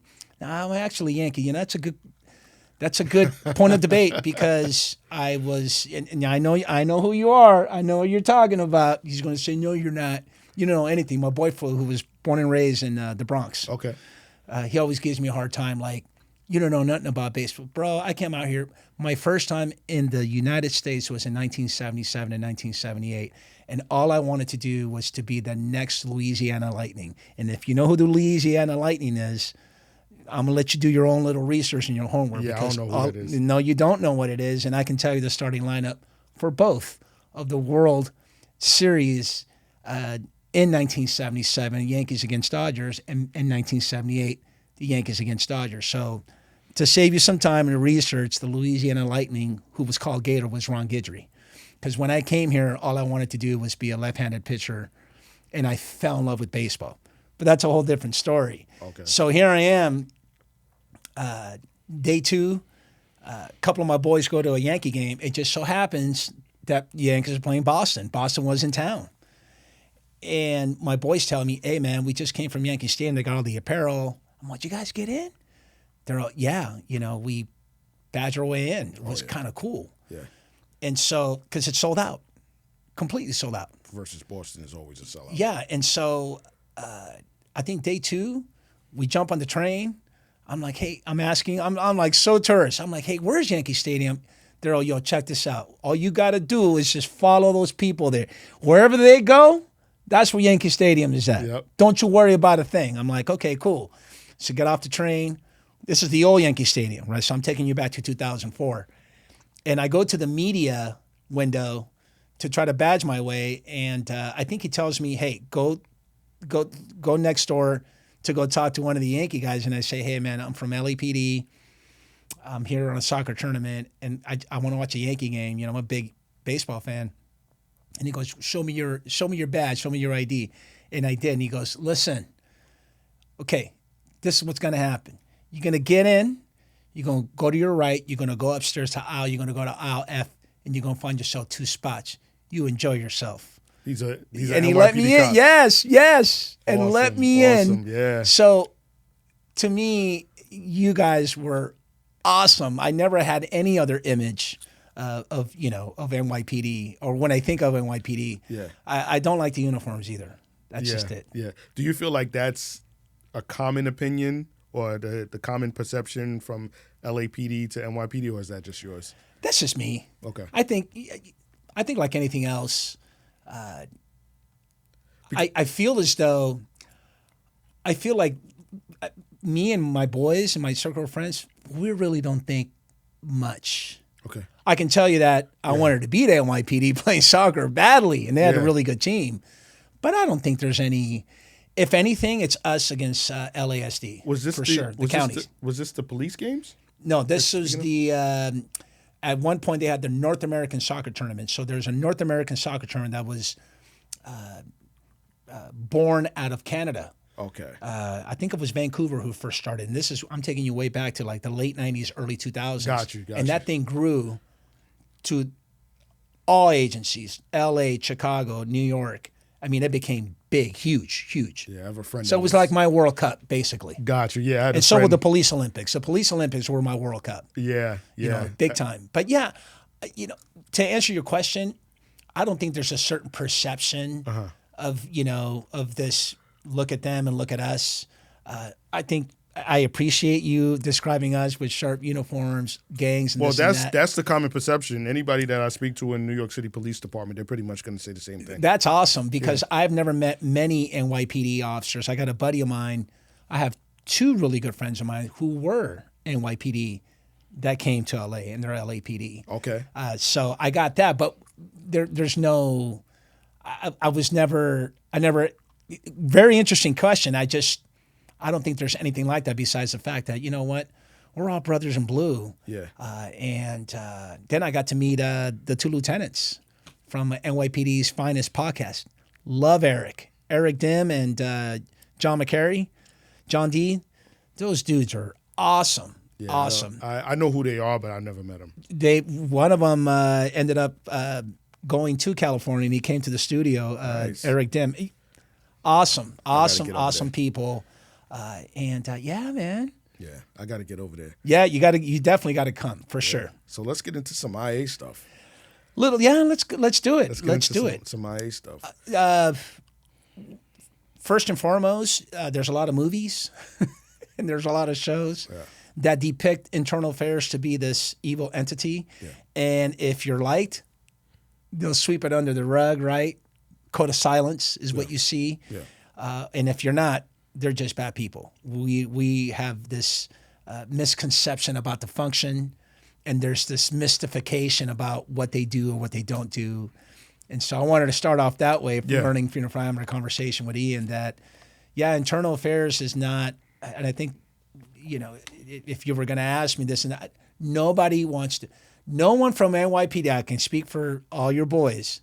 I don't think there's one person that I know or that you know that tells themselves, I can't wait till I make sergeant and go work at internal affairs. It's just not a sexy, prominent, decorated spot. I think I've already mentioned in the beginning. Sure. You go there for the feather in the cap because I want to promote to lieutenant, or you go for self-similar reasons because it's flexible for your family. It works for the family. Yeah. So absolutely. Let's get that out of the way. Yeah. First and foremost. Okay. So your main reason for wanting to go there was more so for the rank or to I'm not going to deny it either. I mean, I was one of those. There is we kind of touched on this earlier, is that a lot of sergeants, when they get their stripes, their goal is to get that sergeant to rocker chevron. Yeah. That's the goal because it's pension based. Right. So a lot of us, not all of us, but the majority of sergeants, have aspirations and desire to get that rocker, to get that Sergeant 2 spot. And of course, there's a whole bunch in internal affairs. Right. So with you then getting there. Yes. Was it worse than what you expected, or was it better? It was worse because I have never been so emotionally unstable. Wow. Because I watched cops get fired. And it to this very day, it hits me, man. I mean, there is, but it was the best because I started a podcast about it. Yeah. That's why, because there is a lot of us in law enforcement. I'm speaking to our law enforcement buddies, our community, our peoples, our partners. There's a lot of misconceptions about the function. And unfortunately, there's this negative stigma attached to internal affairs that has been in existence for decades. How do most investigations begin? Normally, the public, someone walks in the front lobby, public complaints, you're going to have it. The challenge with how investigation begins, to answer your question, is whether or not you're going to actually do an IA. Okay. So what I teach and what we talk about a lot when I used to teach is, does everything have to be an IA? And the answer to the question is no. But you have to make that decision. Some people make decisions that are not favorable to your officers, but yet we talk about transparency and we talk about accountability, those two buzzwords. Yeah. So keep that in mind when we're having this conversation. Right. Unfortunately, my beloved LAPD takes every public complaint. It doesn't matter. We have zero tolerance. So there isn't a two-step process. Like with NYPD, you have low-level complaints that'll go to the Civilian Complaint Review Board. Mm-hmm. CCRB. CCRB.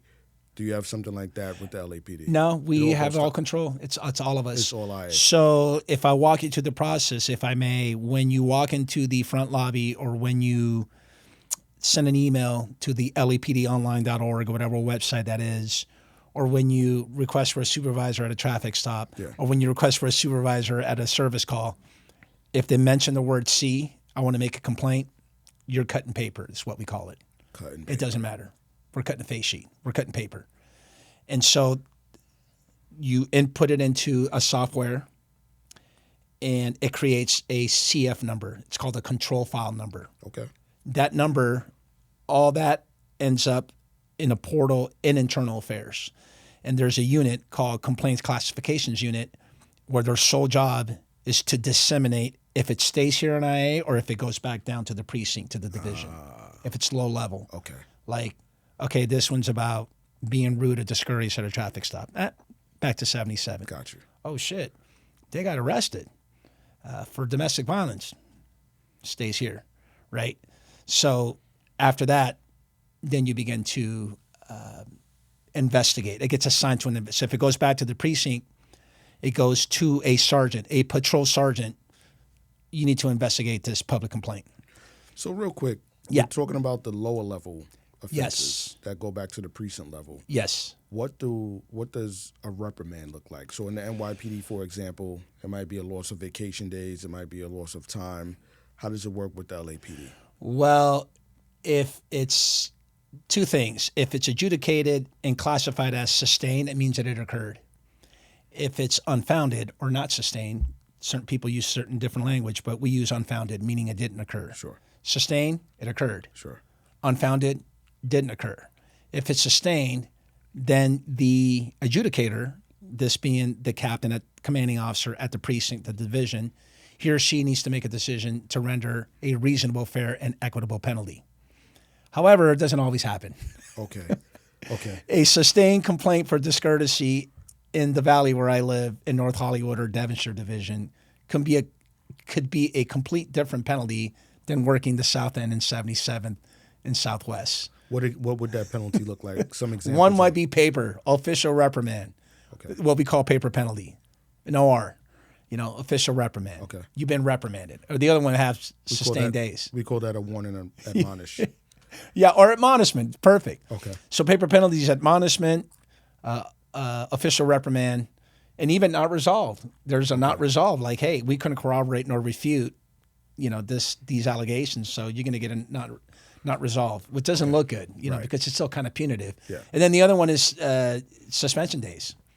Over in California, they call it days at the beach. Okay. Yeah, that's what they call it. I've heard that term. Yeah, days at the Got beach you. is what suspension is. But Okay. but here's the challenge, and it has been, unfortunately, because of the Rampart. Of course, I'm going to call it the so-called scandal. We can talk about that a little later. But because of what happened with Officer Rafael Perez, where he got arrested in August of 1998 for stealing cocaine out of LAPD's property division and acted like a friggin' criminal in uniform, right? Even before that, in January of 1997. So the culture, police work, and corruption and cutting corners and police work, aggressive tactics, aggressive, tactical, very hands-on, proactive police work caused the chief of police at the time, Chief Parks, in January of 1997 to send out a general order. You guys call it general, we call it special order. Basically an order saying that there is zero tolerance for alleged misconduct, which means that you can walk into any lobby or make any complaint. Just mention the word C word. Doesn't matter the substance. Doesn't matter the context. Right. You have to cut paper. And my beef with that, right, or my challenge with that is, come on, man, it's been over 30 years, close to, right? We're at 29 years. Let's update this. Yeah, it's an archaic way of looking things, Yeah. which I've taken the last 3 years since I've been retired to teach up and down the state of California to let other agencies know that, hey, not everything has to be an IA. And guess what? A lot of agencies in California, they're good to go. They don't cut paper right away. Gotcha. Right? You walk like- in the front lobby, you'll get a sergeant to come out, and it'll be like a log or an inquiry. Right. But you're not going to do a full-blown IA. Right. We do full-blown time and effort spent like an investigator, basically investigating something so minor, no any different than a homicide detective investigating a murder case. Sheesh. Oh, yeah. Man. Unbelievable. So with you being an IA, Yeah. how many complaints or cases begin as a result of a complaint from another police officer? In-house is, employee on employee, very complex, very sensitive, very fragile. Not many, but it happens. Not many. Not many. This is where we get to have a conversation where I ask a lot of my guests, what does weaponization of internal affairs look like? And that is what happens, where you feel as though you can call IA and use them as a weapon to get Lenny in trouble, to get Marlon in trouble.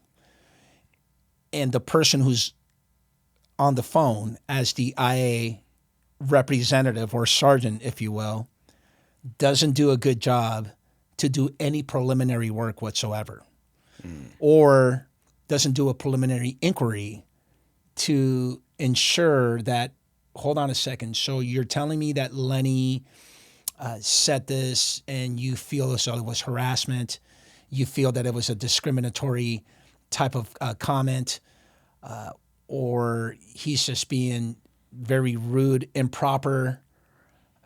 Okay.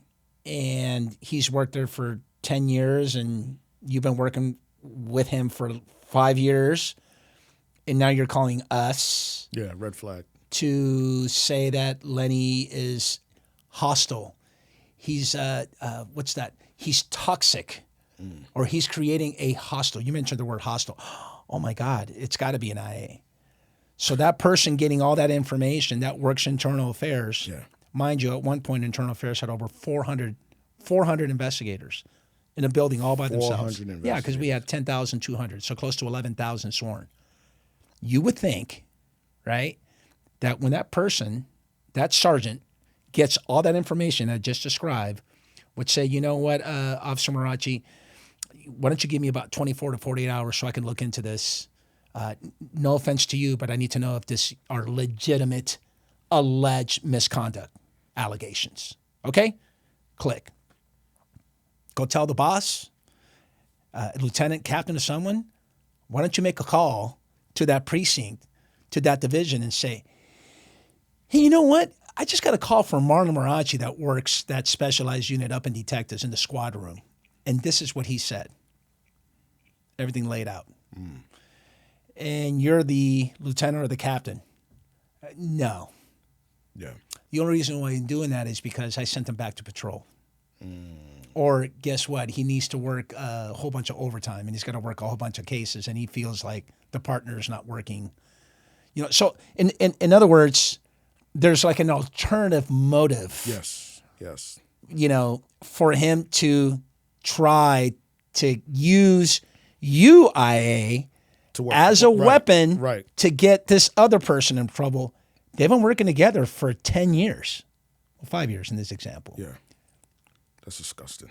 That's what you get. It's absolutely disgusting. You get that a lot, and we don't learn. Yeah. And so lawsuits get paid out because the city, you know, they just want to. Leadership thinks that, wait, hold on a second. How much is this? It's less than $500,000. I think at one point, anything that's less than $500,000, settle. Amazing. You know, and just go ahead and settle. And the saddest part about that, I'm glad you bring that up, is that you can get a settlement for a hostile working environment, sexual or discriminatory behavior in a workplace environment, labor type of litigation lawsuit. The payout is tremendously more than you and I getting involved in an OIS and killing, you know, the suspect and that family filing a wrongful death civil claim. That wrongful death is $700,000. Crazy. That would be $70,000, $700,000. But hey, if I sexually harassed you, it'll be $2.3 million. Man. That's politics for you, man. A lot of the cases that you've dealt with, what's the common theme? You don't turn every single stone. I've always said this in all my episodes and when I teach. No stone goes unturned. You're not a good investigator. So what I'm That's the common theme. Got you. You don't know how to investigate. Right. Really good investigators belong, which I'm glad you brought that up because I missed that. When you work internal affairs, remember I told you about all those self-serving reasons? Yeah. Well, to top it all off, you're not a really good investigator. As a matter of fact, you've never investigated. Not to knock that you were just a patrol sergeant, but you need to have a skill set. Yeah. There's an art to investigating. You know this. Right, of course. Of course. I guess my question is more geared toward the police officers that wind up getting fired. What would you say is the common theme? For the termination cases, Yeah. the common theme has been a false statement. It has been a lie. Really? It's that quote that you've heard, you lie, you die. It's that simple. If you are found guilty or there is a sustained allegation of a false statement, dishonesty, untruthfulness, whichever you want to label it, you will get fired. That has been the common theme Gotcha. with termination cases where you have misled or misrepresented certain facts about that incident, right? Yeah. Or that IA, and the investigator has given you a couple of bites on the apple for you to come tell the truth, So right? it's For you to be truthful, and you decided to lie. Now, that's very, very rare. You know, just so you know, it doesn't happen all the time. Yeah. But with that being said, comes the skill set and the art of obtaining that false confession from the officer. We don't do a good job. That's what I meant with no stone goes unturned. Right. And by the way, and I want to make sure that your audience also know is that more often than not, it's an off-duty incident than it is an on-duty incident. So any off-duty related incidents that you are involved in, bar fights, domestic violence, fraud, I don't know, abuse, private security companies, cooking the books, anything that you can think that you do off-duty related, yes, the department is going to look at you with a very, very narrow scope, and you will be scrutinized and judged tremendously, badly, like to the point where I don't think you can be a cop anymore, compared to on-duty essential job functions of a police officer. We go out there, we get into a use of force. Hey, man, it doesn't look good. It never will. Yeah. So stop it, audience, where you think that this is textbook. Yeah. It's not. Right. Right? Any arrest, anything that involves your functions as a police officer, there's some flexibility and some understanding because the people who are making these decisions, guess what? They were there too. Right. They were once a police officer. Sure. That got involved. Now, you know, let's not get it twisted. Hey, you got a handcuffed suspect and you start tuning somebody up. Okay, you need to really explain to us, really articulate to us as to why you decided to take that route, that route and give way more strikes while they were handcuffed than the reasonable officer would. So in other words, you deviated. Got that. Yeah. Can you deviate from department policy, tactics, and procedure? Absolutely, 100%. How substantial is that deviation? That's the next question. Well, my measurement of substantiability is different than your measure of substantiability, right? Mine can be this. It's kind of opinion-based. Exactly. Yeah. It's very subjective, right? Right. But the bottom line is if you can justify why you deviated substantially from department policy, tactics, and procedures, whatever you were taught. It's articulation. Then have at it, man. Yeah. And if it passes the muster. It makes sense. If it makes sense to me. Right. And if it's reasonable, equitable, right? Okay. And fair, then, okay, we're good. Good. In policy, we're good to go. Okay. But if it's not, then we got problems. So you would say that the majority of cases where people get terminated usually deals with off-duty incidents. Yes. Okay. Yes. Okay. How much is vices or coping mechanisms and bad habits, how much are they integrated in the IA process, such as alcoholism, pornography, domestic violence? A lot. 5 termination cases that I presided over to present to the hearing officers. 4 of them were off duty, 1 was on duty. And I want to say 2 of those were alcohol related. Alcohol is it, man. Yeah. That'll get to you. Man. You know, you remember back in your days, I don't know if ever your FTOs told you the 3 Bs. You ever heard of the 3 Bs? I've been saying this lately. The 3 Bs. The 3 Bs. No. Booze, babes, and bad debt. Okay. That would always get you. Booze, the 3 Bs. Yep. Booze. Definitely alcohol, babes, women, and bad debt. Explain that. So alcohol, it's going to get you in trouble. You're going to probably end up losing your job. Babes, women, your relationships, you know, off duty, domestic violence, domestic incidents, or prostitution, it's huge. And then bad debt, you start incurring bad debt and you don't have any money to the point where desperate times call for desperate measures. Wow. You're going to do some shady stuff trying to get money. So, yeah, those 3 will always get you. So back to when I was in internal affairs, I want to say 2 of them involve alcohol-related issues. We did have 2 officers that are serving a 27-year sentence for child pornography. No, I'm sorry, for prostitution. For prostitution? On duty, yes. For soliciting prostitution on duty. Yeah. Serving 27 years. Yep.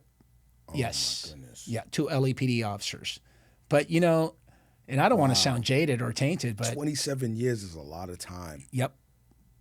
They had, I want to say, multiple counts. Oh, so it wasn't just one incident? Oh, no. No, these guys were on duty doing their thing. Yeah. I'm taking you back to mid-90s, late 90s, around there. Okay. Mid-90s. Yeah. 2 officers while working patrol.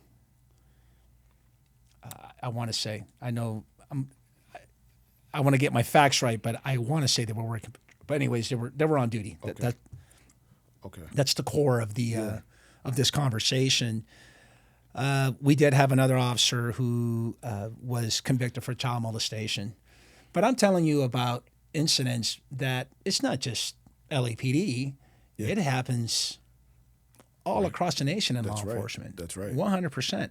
You know, I always say this, Lenny, and I'm sure you'll agree with me, and I always like to start the conversation off when it comes to corruption, when it comes to shady cops cutting corners, is that there's over 18,000 agencies throughout the United States. And I want to say it's north of 800,000 officers across the nation. So, yeah, there is a lot of shadiness. That's right. And there's a lot of corruption, 100%.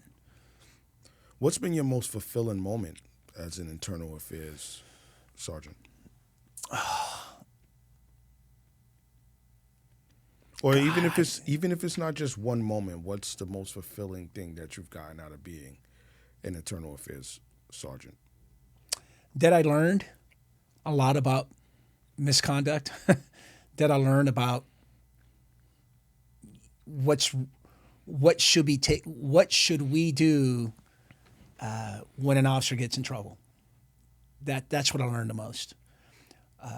You've heard me say this in the show, you know, the punishment's not the penalty, the punishment is the process. Yeah. Jimmy Z, I promised you, that's my boy Jimmy Z. I promised him that quote came from him, and when it gets trademarked and copyrighted, he's going to get my shares. That couldn't be more true, where we don't do a good job treating our very own. Right. When they're down. Yes. Yeah. Kick them while they're down. Well, not only that, we act as if they're suspects. Right out the gate. Yes, absolutely. But yet, hey, we're the thin blue line, right? We have this brotherhood, sisterhood. Yeah. We're the blue. We're family. We're supposed to be together, right? Take care of each other. I got your, what's that saying? I got your six. Yeah. Really? I got an IA tomorrow. Do you have my six? And the answer to the question is, no, you don't. Has it always Especially command staff. Has it always been like that, or has it shifted as the years have gone Oh, by? no, it's always been like that. Really? Oh, 100, not 100, 100. Where, yes, absolutely, we don't do a good job. We're trying to do better. I still get calls to this very day how awful people get treated. I got a call from, I want to say the state of Alabama, agency of 10, where they jammed this one officer up when he was involved in a pursuit that ended in a fatal. Man, that's a critical incident. Yeah. They fired him within 3 days and totally forgot about the process. And this dude was solid, productive, effective. So we do it to ourselves all the time. We are our worst enemies. That's right. So what I learned the most is treatment. We just don't do a good job. Okay. And that bothers me to this very day, which is one of several reasons why I decided to start the Internal Fair State Police podcast. So, yeah, alcohol do it to you. I think alcohol is very challenging or just not alcohol, any drug-related or any abuse. Substance abuse. Any substance abuse is very challenging in law enforcement because while you should be asking yourself, what can we do better to make sure that our colleague, our fellow officer is treated and it's going to be okay. Yeah. Even though you might get fired for what you did, we still have a responsibility to make sure you're okay. We don't do a good job. What does that situation look like in LAPD if an officer raises their hand and they say, listen, this is what I'm struggling with? We're there 100%. Wraparound services. We actually have an chemical dependency unit where there's a sergeant, a lieutenant, and their job is to get you treatment. And there's no penalty. If you come forward and you say, hey, No. As a matter of fact, shout out to my boy Gus, who was just recently retired as a sergeant from LAPD, and his nickname is the Sentry Man. And the reason why they call him the Sentry Man is because if you accumulate all his suspension days from his 3 border rights hearings, he went to a couple of hearings, it equals out to 100 days. So they call him the Sentry Man. However, Gus was in that chemical dependency unit where he has oversight, not oversight, because his responsibility and his duties in this unit was to get over 150 officers into programs. That's amazing. Amazing. That's amazing. That is amazing. Man. And I have another buddy of mine who I met, shout out to my other partner, Brody, who was an admitted alcoholic in the department. I think he was one of the first ones. So in that angle, you're 100% taken care of. What I'm talking about is when you get an IA. Yeah. That's what I'm talking about. No, but I was curious because with the NYPD, I don't know the exact process, but I know when people raise their hands, it's usually going to come with some type of negative repercussion. Oh, yeah. I think we should get over the fact that you're going to be stigmatized as this bad cop. We have problems. You and I talked about, and you saw the incident, right, with that Sacramento. Was he Sacramento? I think it was. Yeah, the I believe deputy. So. The one that took the fentanyl and Yeah. didn't know it was fentanyl. Yep.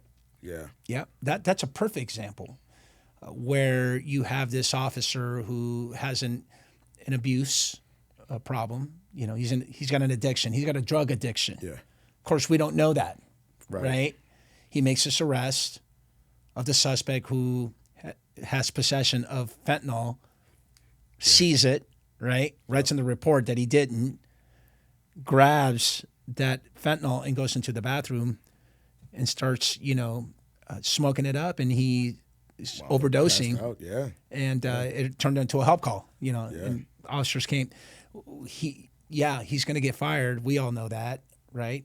There's going to be an IA for sure, right? But what's going to happen afterwards? Exactly. Well, if the IA takes a whole year, then why can't we, as leaders, since we are the thin blue line and we care about one another, right? Because that's brotherhood, sisterhood. Right. Let's get him some help. Let's intervene and do it the right way. What I would do is, hey, how long is this IA? The IA, instead of California, there's a 1 year limitation, statute of limitation, which means that within 1 year, you have to investigate it, adjudicate it, and serve the accused employee all within 1 year, 365 days. So let's wait 365 days. Let's get him some help. We know he's going to leave. We have the resources. Yeah. What are we going to do? Just fire him? He might not last. He might end up being... It's going to make him worse. It's probably going to make him worse. It's going to make him way worse. Yeah. So... Yeah, thanks for touching on that. Now, is there anything that causes you to lose sleep? Is there any incident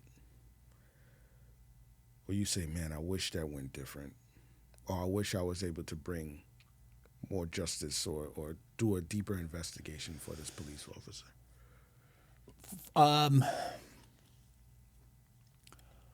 I often reflect to this very day if the 5 termination cases where the board members found the accused guilty of a false statement, I question it to this very day.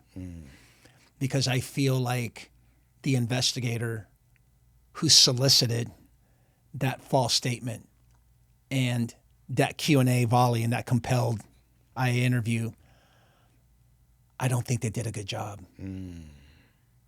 Wow. I struggle with that.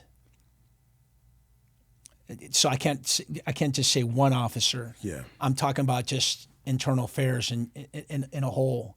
I also struggle with if you do lie in your compelled interview, administrative interview, and you 2 weeks later, a month later, 2 months later, you decide to give me a call. I'm the investigator from Internal Affairs, and we have a subsequent interview, and you tell me the truth.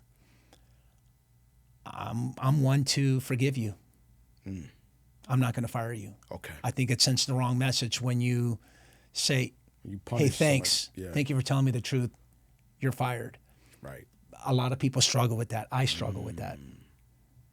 Wow. And I say that because when you swear that oath to become a police officer, you ask officers to be forthcoming, forthright, truthful, and honest. Right. And that's what we ask for you. You had your reasons to mislead me in that interview. You had your reasons to misrepresent certain facts in that interview.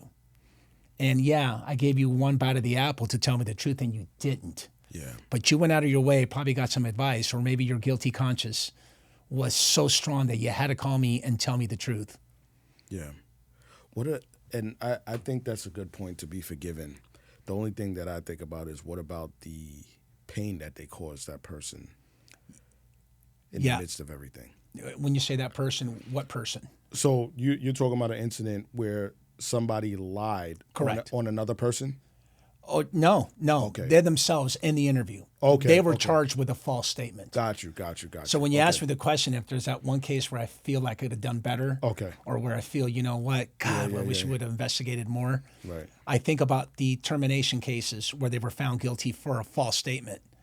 I often think to this very day, if the investigator, whoever that investigator was, actually solicited that false statement and did a really good job. Okay. And my thinking is, I don't think they did. That's my thinking. And I struggle with that. Okay. Because I know about that more now, because that's my bread and butter. I get calls. I just got picked up on another expert case. So I'm an expert witness for internal affairs. So it's a very unique set of expertise. People call me and they send me their completed internal affairs investigation. and I go with a fine-tooth comb from A to Z, soup to nuts. Yeah. And I can tell you if it's a good investigation, right? Good investigation, reasonable, fair, and equitable, or it's got more holes than Swiss cheese. What? And if it has a false statement, dishonesty, I'm really paying attention. And I explained this to Ian. So what we don't do, what we should change is, and you and I can agree that when you turn in an investigation, it's got a summary or paraphrase statements of the witnesses and the accused. Yeah. You as an adjudicator should have the responsibility, especially if there's a fault. That's serious, right? You lie, you die. If you're found guilty or we sustain this, you're going to lose your job. You're going to lose more than your job. You're going to lose everything. Right. Why don't we, adjudicators, listen to the audio of that interview and compare that to the paraphrase statement?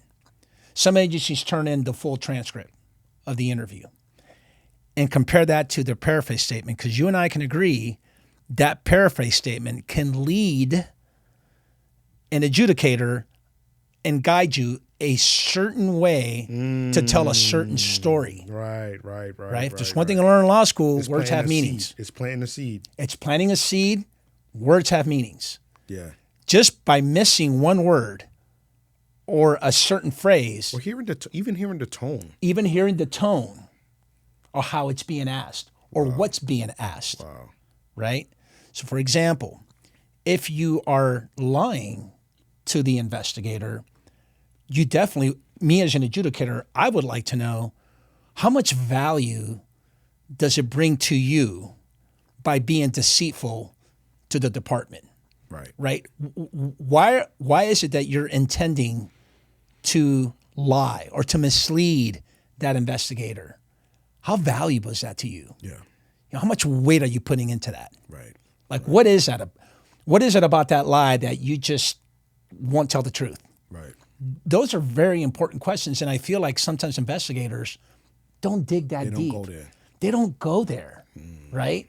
So if I'm listening to the audio or reading the transcripts and I compare that to their paraphrase statement, it's only telling me maybe one side of the story. You have a completely different story. And we don't do that. We don't take the time to do that. Wow. Till this very day, bro, 2026, I get phone calls.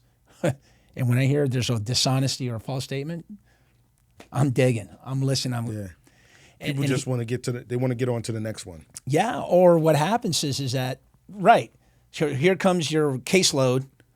On to the next one. And you go on to the next one, and now you got a round table with the adjudicators, the captain, the commander, deputy. You know what?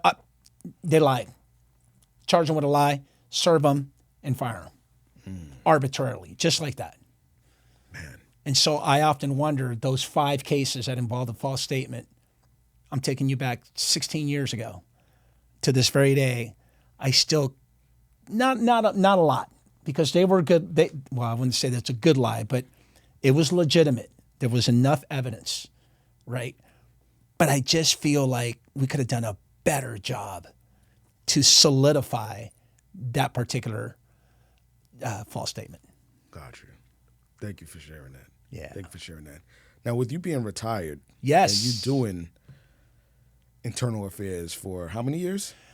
I started in the world of internal affairs in 2008. So I did a tour in internal affairs close to 5 years, but I defended cops 2 tours. Okay. So I'll defend a cop way more than I'll prosecute a cop. And then my last assignment was transit. So LAPD took over the contract for all buses and all the trains in the entire city. And there was only one person who was the internal affairs coordinator. Yeah. That was me for the entire city. So if you made a complaint against an officer in any bus or any train in the city, it was going through me. I had 100 cases in my queue. Crazy. Yeah. Now, you said that you work in internal affairs was very, very taxing emotionally. Oh, yes. What made you want to parlay that into a podcast with it being so taxing? Is it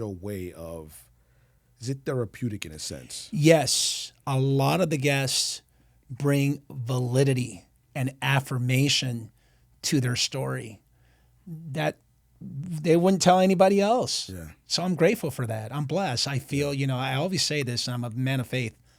I'm a man of God. God does his best work through people. He uses us as instruments. Yeah. Don't stop for a second that I didn't start the podcast. The Lord wanted me to start the podcast so that he can use me to get my guests to have some affirmation. You can do a 30-year career and have a hell of a retirement party. Balloons, awards, cake, everybody celebrating. But you didn't tell anybody about that one time I jammed you up. You won't. Yeah. Because in our culture, we don't talk about this stuff. Right. So my parlay was more about, hey, let's talk about this. Yeah. Because not only is it beneficial to the listener, right, to the audience, because they get to learn about the process, but it's very therapeutic to you. You have some validation. No, you've never told anybody. I'll give you a perfect example. This Rampart scandal, he implicated 70 officers administratively. We're not even talking about crim. People get it mixed up. He basically blew the whistle on 70. Well, Perez. Officer Rafael Perez, pretty much, to make the long story, there's a lot to talk about, but he implicated 70. So think about that. 70 officers, partners. That's okay. a lot. However, the research and the history will tell you that 54 or 56, so let's just go with 54. 54 of the 70 went through the entire disciplinary process, all administratively, for termination. Like the chief said, you guys are all dirty like him. You need to get terminated. Out of the 54, according to the papers and the research and the history, 5 were terminated. Well, guess what? They got that wrong. It was only 4. Okay. Out of the 4, 3 were reinstated. Okay. So essentially only 1 got fired. And by the way, the one that got fired had nothing to do or has no nexus or no connection whatsoever with stealing cocaine out of the LAPD's property division. It had nothing to do with that. As a matter of fact, it involved like an incident where, man, we've been going at this for 6-7 years. We're going to have to charge him and just find him guilty and fire him. Got you. Okay, those are the circumstances. Yeah. The 3 that were reinstated, one of them came in and told his story. My boy Tovar, who will tell you 3 years, Lenny, he waited to get his job back. Wow. Was he able to sue? Are they able to sue? Not him. Okay. The other 2, yes. Okay. And then you have the other set that were criminally prosecuted who were found not guilty and sued. Man. Even the one that got fired got sued. Because I'm just talking about admin. I'm not talking about crim. Yeah. So I always call it where's the scandal? When you talk to me about a scandal, to me that sounds like scandalous behavior. Absolutely. You can be a lone scandal, right? You can be scandalous. Right. We can't say all these officers were scandal. That's all I'm trying to do. Right. It's one of my projects. One of the reasons why I changed it to the Marlon Marrache Show, because I want you to come in and tell me that story. I want you to come in and tell me what happened in the 90s as a cop. What was that like? So scandalous or a scandal, police scandal is, I met a host of a podcast who told me about what happened in Baltimore. Baltimore PD with the 16 officers that got prosecuted for guns and okay, that's a scandal. Right. 16 officers cutting corners, planting guns. Right. Okay, that's a scandal, major scandal, right? Memphis PD with the beatdown of the handcuffed suspect. Right, that unit, all on camera. It was like 5 of them. Okay, that's a scandal. They're all guilty. Yeah. But when you start talking about Rampart, you got 1 officer, and that's it. Because I just told you, you can, you know what? Go ahead and, check the facts. I'm telling you, I've done my research. I've been doing this for the last. Deep into it. I got receipts. Wow. I got receipts, and one of them came in to tell the story. That's great. That's great that you could do that. And that's what I love about Ian's podcast is because it has people that have been locked up and they've been criminals and it gives their perspective. And you're kind of doing that. Not that these police officers are criminals. Right. But, if they've gone through the judgment They've gone through the ringer. Their lives have been ruined, and now they have the opportunity to tell the world. So you're doing yes, something very completely ruined. Yeah. Didn't even apologize when you come back to work after 3 years. Yeah. Yeah. Not only that, in addition to that, my boy Tovar, and I hope you're going to watch, is a 31-year decorated detective supervisor, a hell of a detective, a hell of a cop. Was that the heavy-set gentleman with the glasses? Yes. Okay. Yes. Yeah. Man. Yeah. So, these are stories that are valuable. I like to describe them as rich in content. They're so, so rich and so important because, again, it's a topic by which you and I can agree it's very taboo. We just don't talk about enough. Yeah. So a lot of guests, come in and yeah, I think it's a form of validation. Some get very emotional. I ask them about their worst. One of my favorite questions, I shouldn't call it a favorite, but it's an important question, is your worst incident in your career. When you come out, and I'm going to ask you, hey, what's your worst incident in your career? And as much as I don't like to ask, I do like to ask because that's what police work is about. Yeah. You're going to be experiencing some serious trauma, man, and you're going to carry that with you throughout the rest of your career. I don't know if this is going to be repetitive or not, Yeah. but what was the worst incident of your career? I set you up. I'm glad I did. I reeled you in. I'm glad you asked me. So I explained this once.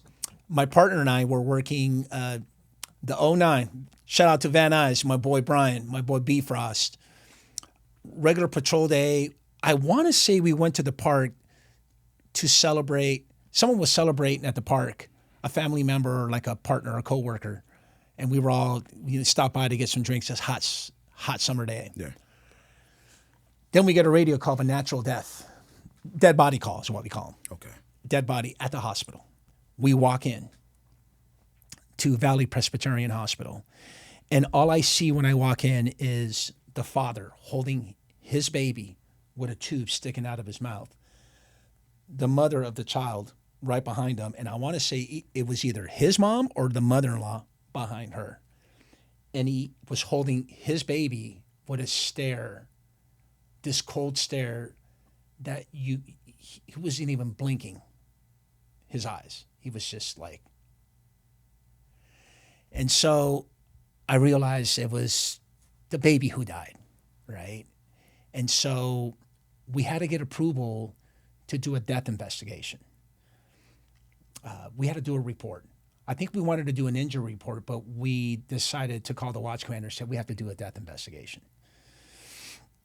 We started asking some questions about what happened.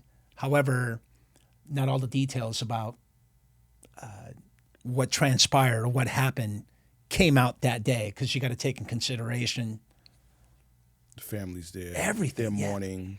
I mean, To jump in and start doing an investigation So- immediately is. what I can't recall is what details were given to me, what statements were given to me for me to write the death investigation report, but I did. What I come to find out, I knew it was an emergency, right? I knew that the police, I knew that the ambulance responded, and the baby was in cardiac arrest while transported from the apartment to the hospital. That I knew. Okay. But what I also knew was that it was SIDS, sudden infant death syndrome, right? It's a common incident when babies are 6 months or less. Yeah. Something along those lines, Yep. right? Where you have SIDS. This is a SIDS. So I didn't write much into detail. Well, about a year and a half later, I get a subpoena to children's court, criminal family court. And the investigator proceeds to tell me that when the baby was rocking in this, rocking chair kind of machine, it wasn't a machine, it was a rocking chair. Yeah, I know what you mean. It's like a rocking cradle. Rocking cradle. Yep. Thank you. And the baby was crying. And so he was so mad and so angry that he picked up the baby and squeezed it so hard that he broke all the ribs and started turning blue. in front of him, so he freaked out. And they call 911. Wow. So when they call 911, RA, right, the rescue ambulance gets there, and they're doing CPR, and the baby's in cardiac arrest. And by the time he gets to the hospital, the baby is dead. They charged him with murder, and they took away his other 2 kids. Oh, man. You know, and I had to testify to respond to, you know, to explain what investigation I conducted on that day. And I just met up with my boy B Frost. He just turned 50, and we talked about that.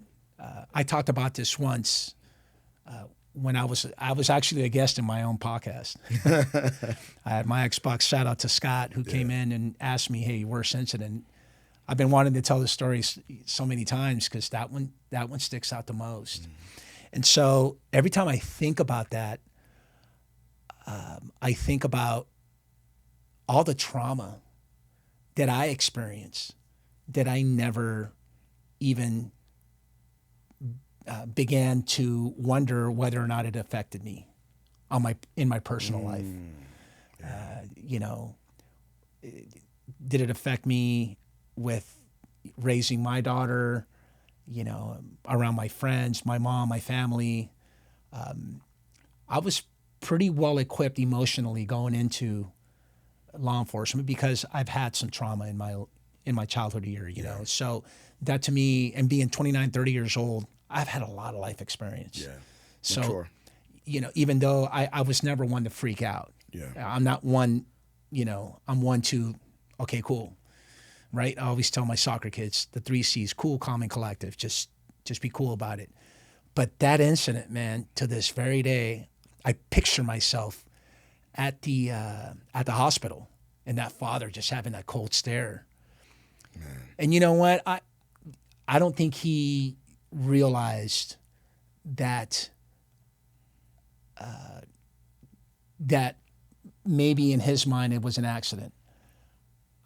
And I'm speculating here, but my thinking is, I know that he takes full accountability for, and it's just so tragic. Yeah.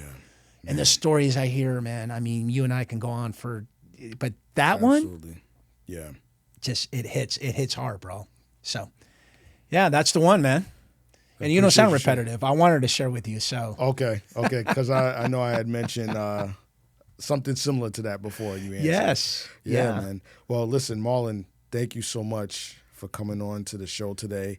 If you could just tell people where they can find you, the name of your show, and anything else that you may want to share. Yeah, so 2 YouTube channels. We kind of talked about it a little bit before we started recording. So definitely go to the Marlon Marrache Show, Truth Behind the Badge, where you'll see me.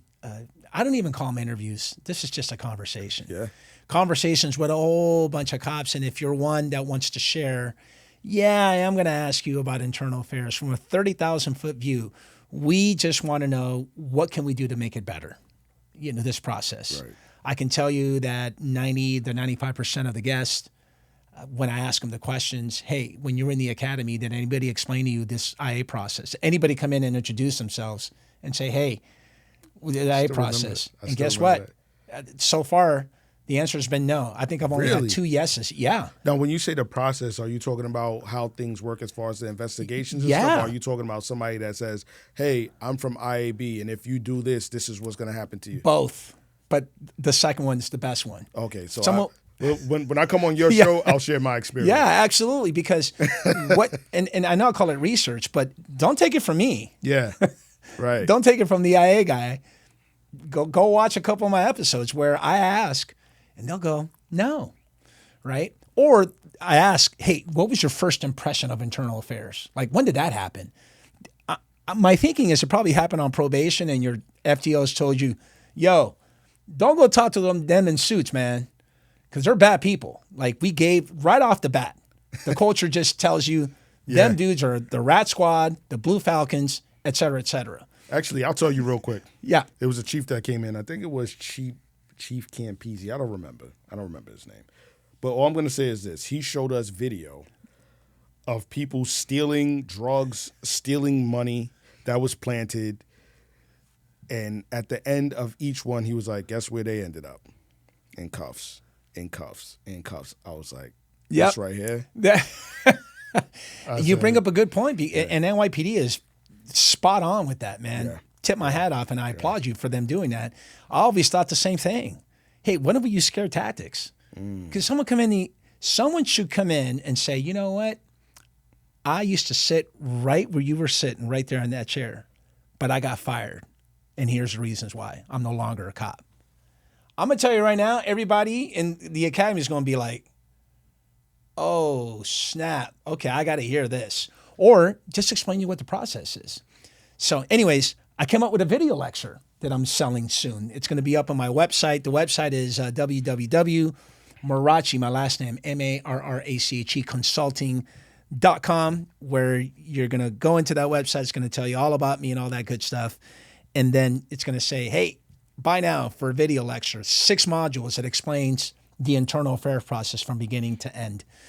And then the other YouTube channel, I've been blessed to break down some police body cam incidents, man. We try to make it kind of good energy, funny. The crazy Karens. I think the last one was this couple that was on these taking the Spirit airline. Okay. Which, by the way, they just closed. No more Spirit. No more Spirit. So the episode dropped right on time, where they just drum up a ruckus. I mean, they just get buck-washed or arguing, fighting inside the plane. Unreal. And so the police comes and, hey, you got to go. And so what I do is I do reactionary pausing comments, and, you know, we it's like we're watching it together. That's the Marlon, Marlon, that's me, the Marlon Report on YouTube channel. And then, of course, on IG, man, the Marrache Show. Yes. Come see me, man. Look, Lenny, this conversation means a lot to me. Certainly, I'm sure, I would hope it would mean a lot to you. Absolutely. I can't wait to have you come to LA so we can have that conversation. And, bro, you keep doing what you're doing, because when I saw you and the message you're sending is solid, it's very impactful. And I'll leave you with this. There will never be enough police podcast platforms for us. Everybody has a story. Everybody has a story, but there will never be enough. Don't be a hater. Be together. Let's work together and collaborate together, because we're going to go to our grave and there still won't be enough social media platforms for us to, you know, have a voice and for us to be heard. That's right. That's right. Thank you, So actually, I want to leave on this. Yes. You're welcome. What does purpose over pension mean to you? Well, interesting you say that, because I didn't really quite get it when you had it, because a lot of people chase the pension. I didn't know that until I started watching you. Really? Yeah, I didn't know that. I didn't know that a lot of us, we chase the money. We chase security. You know, we chase the fact that, hey, some of us just want to make it enough to get a pension, is what I thought. But you hit me hard when you start talking about a purpose, because you can always get into law enforcement, but if you don't have a purpose, yeah, you're going to get your pension, but being purposeful is way more important. And I got to say that as a host of a police podcast or police show, right, or police law enforcement related, way more purpose. You know, and I'm not going to water down that I wasn't purposeful as a sergeant, you know, being out there from, you know, for my officers, but that's what it means to me. It means that you should have some value and you should be very relevant in what you do in law enforcement, and don't just think about your pension. There you go. Love it, Marlon. Thank you so much, man. You crushed it. Thanks for coming, brother.